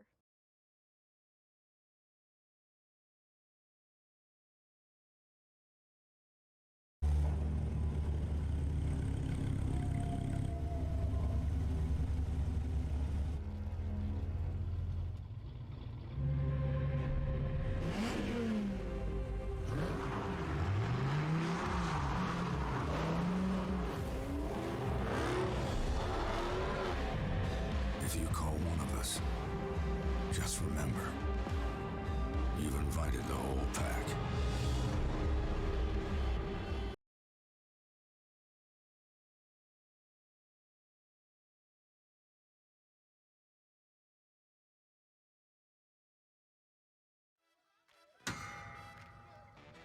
Welcome back to NEPA TV and our coverage of opening night of Pro Series 3 AAA action. Thank you for joining us. I am joined by Glean here in the booth. Glean, Scranton Royals have a convincing lead here at halftime over the St. Charles Lions, but both of these teams playing at a fairly high level, just haven't seen the Lions capitalize and turn possession and the points so far. What have you seen? Yeah, it has really been about those small connections here. A majority of the passes for the St. Charles Lions have been good. They've been stable passes, short, sometimes a little bit longer, but they've been able to connect on a lot of those. However, there's always just that one pass, that one like small little error that then leads to a disruption because the stacks from the Scranton Royals are so fast and are able to immediately capitalize, immediately punish, and turn things right back around. So, you know, for the Lions, you got to continue to connect on those. You just got to dial it in a little bit more, you know, whatever it takes to get those controllers just that little bit more accurate and get your passes just a little bit more there to then be able to work your way back in this one. I mean, 15-33 is not an insurmountable deficit to try and come back from here. And just taking a look across the board, I mean, there are very bright spots. You know, you have Risen and Single Shot and Biot doing great work there on the front end. Wiggles, I only see one credited save right now. That's absolutely incorrect because I think they've had like 2 or 3. Yeah, like it's like been like 2 or 3 saves. But on the other side, on the Royals, you got to shut down Chubbs and Pigeon because man, oh man, they are a force to be reckoned with. They are 25 points between the two of them. They're working really well together as a midfield stack. They're creating opportunities for themselves, and then they're able to capitalize. Surprisingly, team time of possession actually going in the Lions' favor by over a minute. So like you said, they're doing some good things. They are making passes, but then after 2 or 3 passes, when they need that one crucial cross to connect or that one last pass to put somebody in a scoring position, it's just not quite there, which tells me that's something you can dial in. And if they can get that improved here in the second half, they've got a chance to crawl back into this one as we get into our second half action here of our third and final match here on opening night. Oh, Biot with the pickup here for the for the St. Charles Lions, and it immediately scored there. It did go off the hands or head of Chubbs, so it's a self goal, or it counts as kind of a buffer goal or what have you, but it is a score nonetheless for the Lions. It is, and they come out, score in just 5 seconds. That's exactly what they need from a momentum standpoint. Now what can they do on the defensive side? Try and create a turnover here, string some scores together, and eat into that lead. Yeah, Pigeon now going to send this one down low over to Floppa. Floppa now going to move this one forward, tries to find a bounce pass around to the world, and Wiggles with another save, gets another shut down, and continues to add to those fantastic highlights as this one is in the orange side of the arena. Pigeon getting a hand on this one. Ooh, almost got stunned out by the stack, but gets it cleared. The St. Charles Lions are ready, though, and have their own defensive stack. pick this one up and send it in deep. They're looking to try and track this one down. They have a couple of players, but already the defense recovers, immediately slings it out to the opposite end, and back to the blue side we go with multiple defenders looking to get a hand on it. Risen there first, and Risen will bounce this one to a teammate. No, into the hands of Chubbs now, intercepted by Biot and sent into the mid zone still as contesting for this disc, and that shot comes through. Biot from 29, the upper ends of the arena there, half court for 3. Couldn't see laterally there from my camera point of view. Looked like that could have been a mail slap, but dials that one in, like he said, coming in from up top, 29 meters out. They've brought this down to 13 points by scoring the first 5 of the half. So starting to see the St. Charles Lions click on the offensive side. That's exactly what they needed coming in to the second half in a deficit. Oh, and they're playing aggressive. Look at that defense. They come out with a stack. They're playing to try and immediately stun out that offensive player, and they get the pass to Biot, and they score once again. 22 now on the board here for the Lions. And they're back within 4 scores, down just 11, and that's a pass that we just saw connected that put Biot in position to score that they might have missed in the first half. So like I said, if they can dial those short-range passes in and put themselves in those high-percentage scoring positions, they're going to start to see points pile onto the board, and that's exactly what we've seen here in the first few minutes of the second half. Oh, and another little tap here from Single Shot off the head, I think. Just something happened there, and it ended up as an interaction. So now in the hands of Wiggles here, now looking to get the pass across the Single Shot, just a little bit low. Again, kind of that disruption happening there as the defenders are all over it. A good tap all the way down to the orange side. That's in! Oh, the goalies get back. Mistake, good to get back there in time to make sure that that one did not fall in, because that would have been a devastating 3. This one sent in deep to the blue side. Already multiple players tracking this one down. It will be Biot there to take the first grab, and a good interception by Chubbs. Chubbs going across to Green Pigeon. Pigeon now looking at an open shot. No, not quite. There are multiple defenders. Now Chubbs can't get a shot off as a good stun comes through, and Single Shot will try and send this one into the orange side. It will bounce awkwardly, and means that it's another turnaround here for the Scranton Royals. Yeah, they're going to look to set up the offense. They're spreading out across the arena, trying to stretch out that defense that's been pretty effective here in the second half and creating turnovers. But now we see an errant pass out of the Royals and a loose disc. Let's see who can get to it and if the Lions can continue this offensive aggressiveness.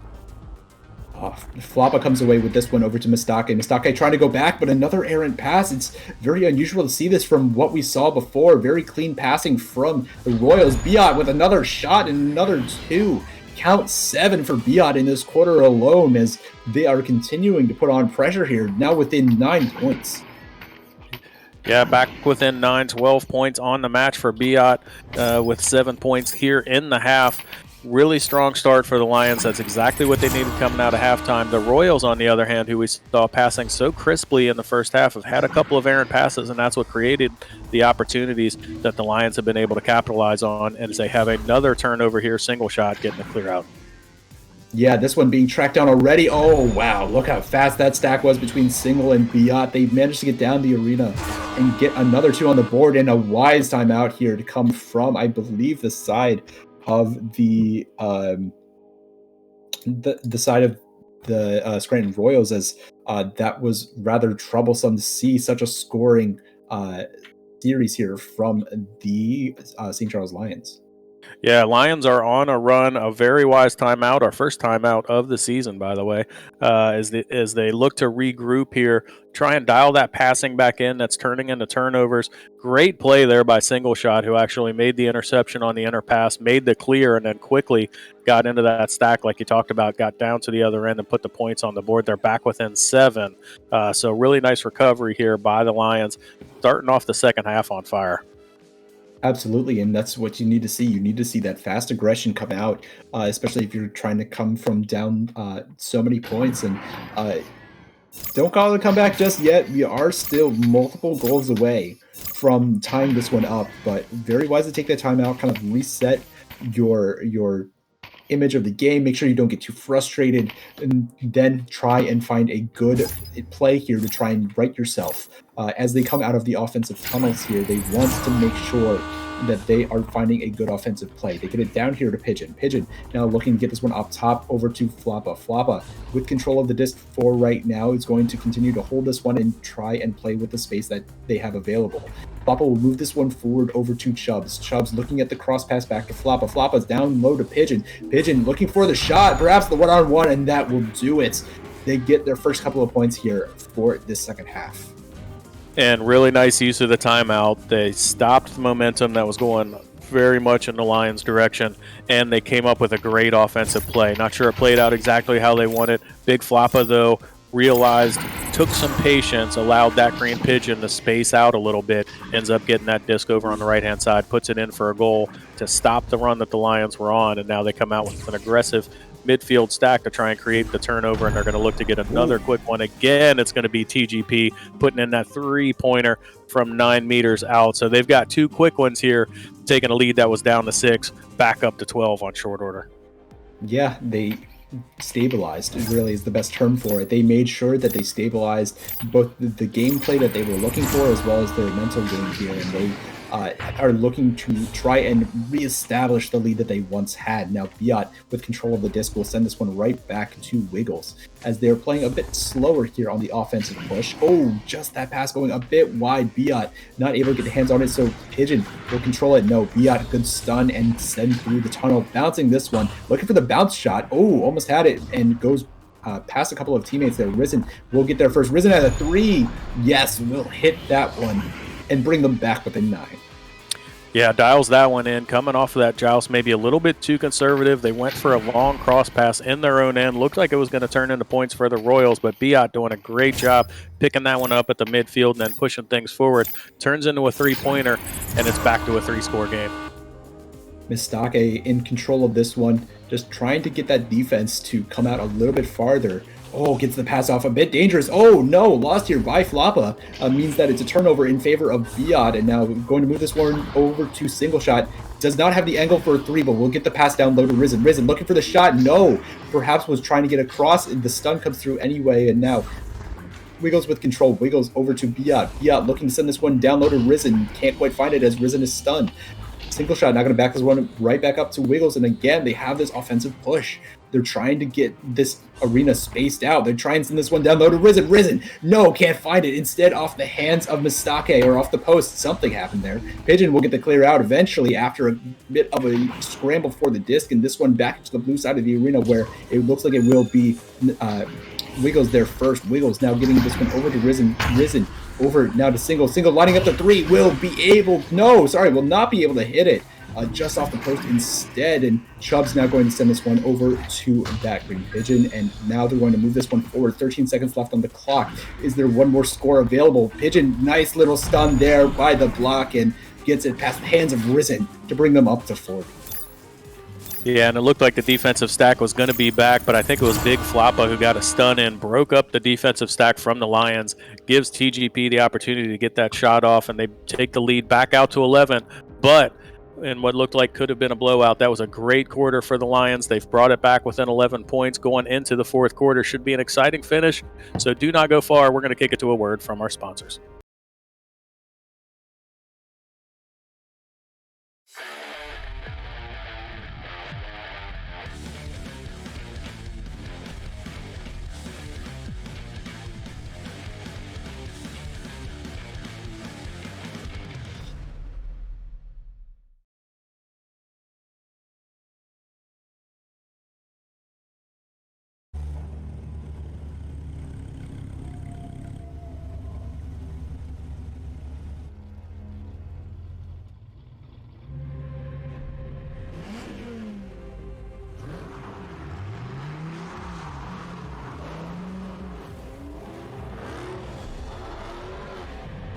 If you call one of us, just remember, you've invited the whole pack.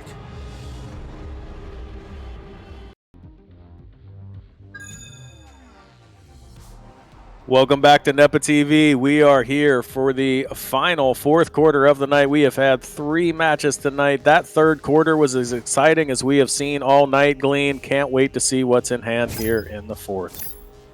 Yeah, we saw a great offensive performance there from the Lions, trying to try and claw their way back into this game.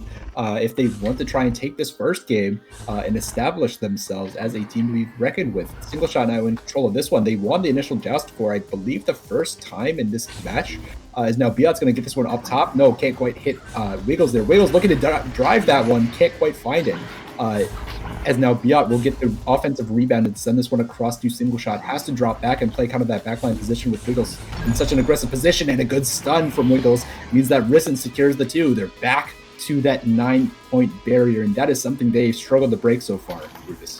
It is Chubbs with a great stop there initially, but we're really seeing that offensive pressure from the Lions carry over from the third quarter. That's a good thing. They stayed relentless on the offensive end, and the second attack there ends up generating points back within 9. Let's see if they can break that barrier and get this down to a 2 or even a 1-score game here.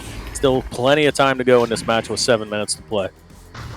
Oh, good little drop off there to Pigeon. That stack was coming in aggressively, and Pigeon going to bounce this one. Wiggles, unbelievable save there. There were multiple defenders multiple offensive players diving them.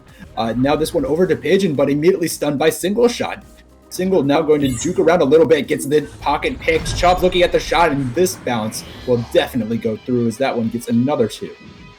And a reverse of what we just saw on the other end, which was Wiggles making a great stop, but it was the second attack by the Royals that pays off with points. Chubbs gets that one in for 2, stretches it back out to 11 points, still 6.5 minutes to go. Yeah, now we got to see the Lions push again on this offensive joust. Biot going to send this one down over to Single Shot. No, can't quite hit it. Risen instead gets it over to Single. Single had a 3 for a moment, but will back this one up. Does not want to take the risky 3-point shot as the defense was just getting back. Biot gets this across to Wiggles up top of that Cloud Geo. Oh, tried for a pass, but this one goes off the head of a defender. So now into the hands of Biot. They do recuperate, and they are looking to try and get another pass across. They get it up top to Biot. Biot going across to Wiggles. Wiggles with a shot. No, can't quite find it. Single Shot. Bounce, maybe, no. Just a direct line shot. That was such a tough angle to make, and they're back again to that 9-point barrier. Yes, can they break through? Great job there. Wiggles doesn't get the shot, but it ends up in Single Shot's hand. He gets the points on the board. 42-33 here. First to 40 rule being put to the test with 5.5 minutes to go. Lions looking to get some kind of a turnover here and break through that 9-point barrier. Yeah, but such a fast rollout here from the Scranton Royals. They were looking to try and play aggressive, but they will play aggressive. They were looking to back it up. Maybe Pigeon's going to bait this one in. No, Wiggles, great stop there. Does not fall for it. Gets the save. And denies that one too. That one went off the barrier, but Pigeon gets the slap in instead and will get them back to double digits with the Wiggles with 2 great stops there. Couldn't stop the third, though, as that Green Pigeon dials one in. And you're right, that 9 points just seems insurmountable at this point. Lions are going to have to score, get a turnover, and break through that. Still plenty of time to go, but they can't afford to continue to trade goals with the Royals, who continue to enjoy an 11-point lead. Good read there from Mistake. Went aggressive, took the disc right from that offensive player. Tried for the shot as well off the ceiling, but couldn't find it. This one cleared out by Wiggles. Deep, no. Floppa. Good midfield interception. This one across to Mistake now, as Mistake will send this one down low to Pigeon. Pigeon looking to drive here. Perhaps they have the defender jump, but it does not matter. Pigeon will secure that one, bring them up to 13. 13 points. That's back-to-back goals for the Royals, so they've extended that lead. It seemed like we were bouncing back between 11 points and 9 points. They've now boosted that to 13 points, and maybe we have a timeout here as the Lions look to regroup, take advantage of the last 4 minutes of this match. Yeah, it is the Lions taking the time out here, and I think very wise, as they know that this one could slip away from them if they let the Royals continue to snowball and continue to score. They, like before, they have to stop the momentum. They saw the Royals do it to them. They have to do it now, especially in the crucial last 4 minutes of this game.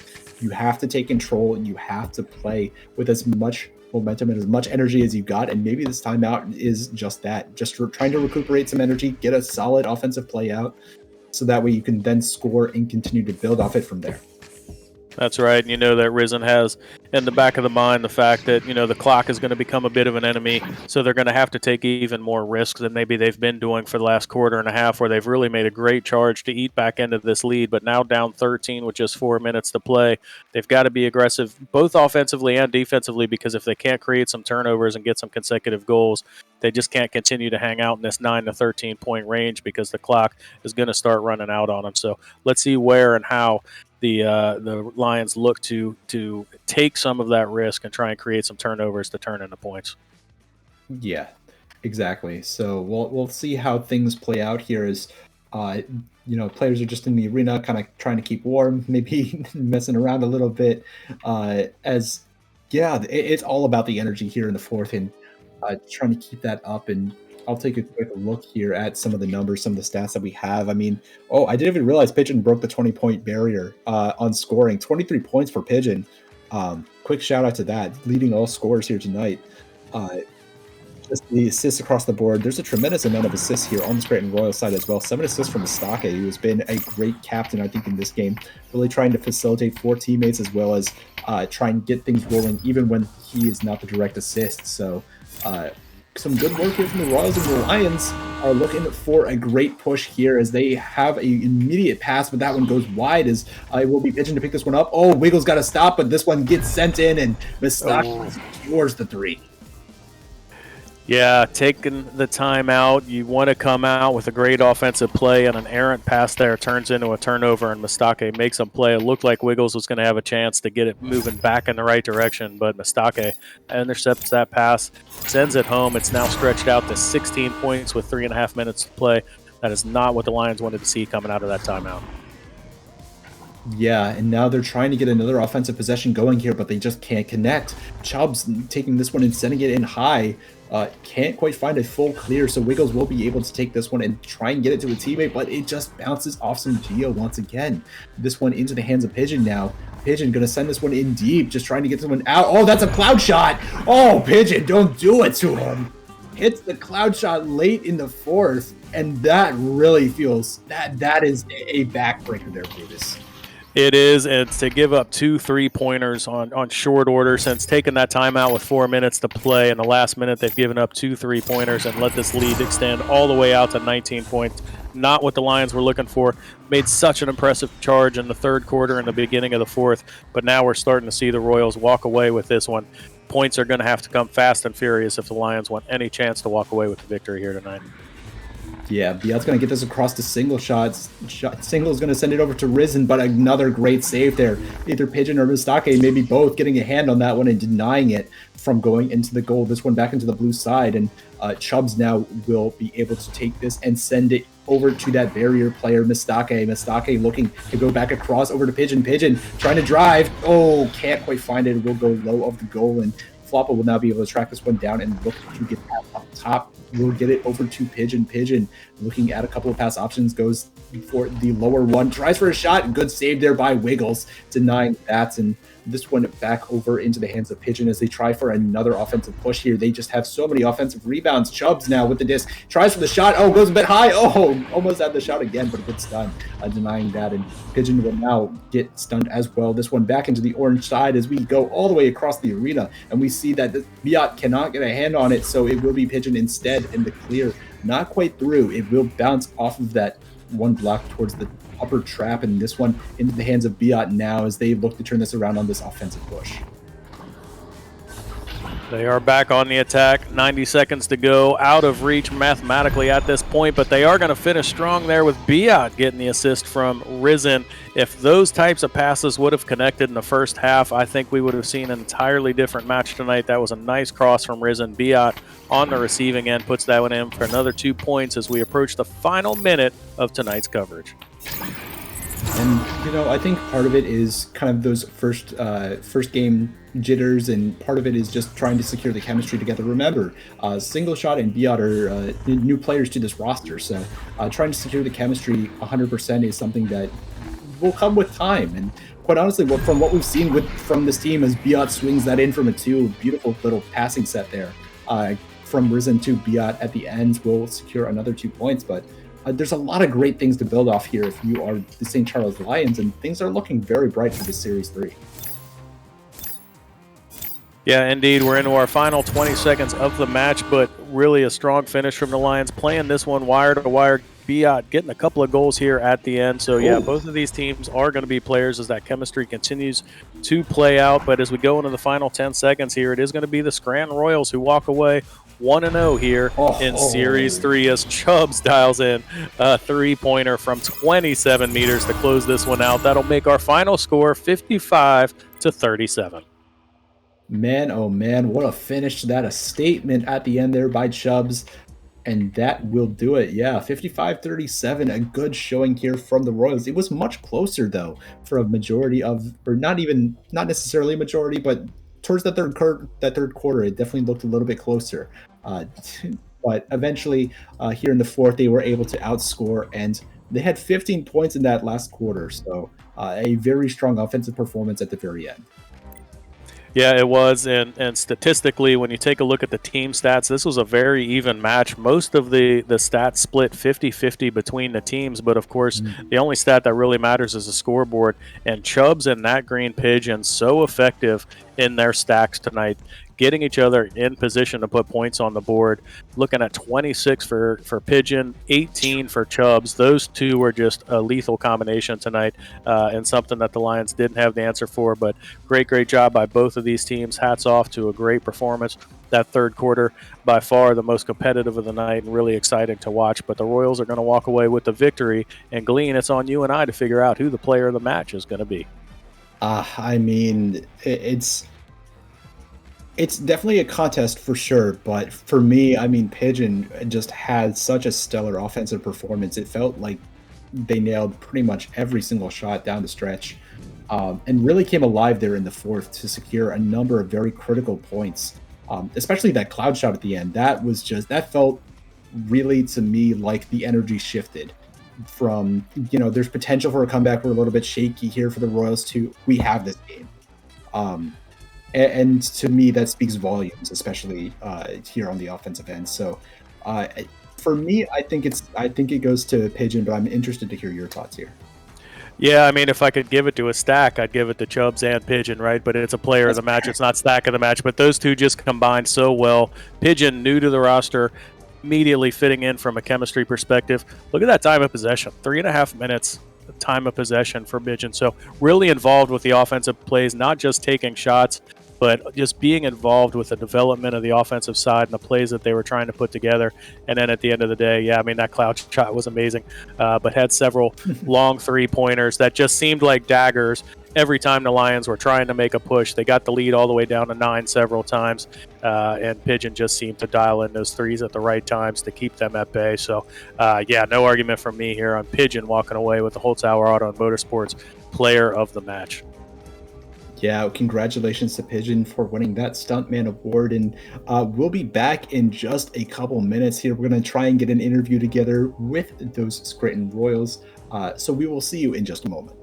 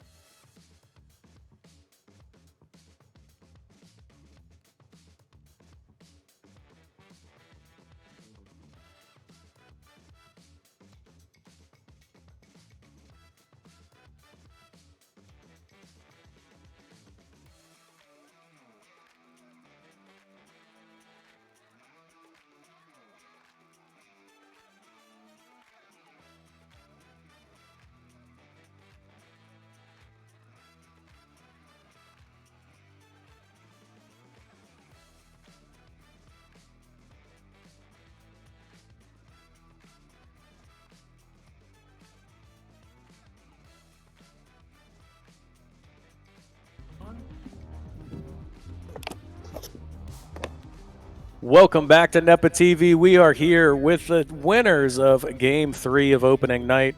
I am joined by the Scranton Royals and, of course, Glean Royals. Congratulations on a great victory. That was a dominant performance. Mistake, you have built quite a roster. Talk to us about what you did to get ready for tonight's game and for Series 3. Well, we kind of had to restart this season just because of roster changes and then some trades and stuff. So it's been kind of rough getting going. So we've kind of had to restart. So we're at a huge disadvantage. So the scrims have helped, and then just kind of talking with the team and kind of figuring out how everyone plays together, just play style wise. It's really helped us. Well, whatever you've been doing to get ready certainly seems to have worked, because it seems like you came out of the gate just really playing an all-around team game. All of the players getting involved in all of the stat categories is a really impressive performance. Chubbs, That Green Pigeon, your stack in particular seemed to dominate this game. Talk to me about the chemistry and what you've done to get ready for the series and why you were so effective tonight. I think definitely playing last season together has helped a little bit, but mainly just scrims and just playing together a little bit. It's just come naturally pretty much with us. Yeah, I think both me and Chubbs, we kind of, we get along. It's nice. We hang out.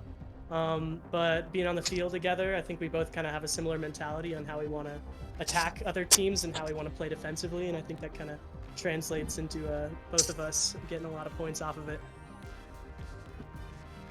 Indeed, you guys built a big first half lead, and then we actually saw the Lions make a bit of a push there in the third quarter. You took a timeout in the third and then seemed like turned things around.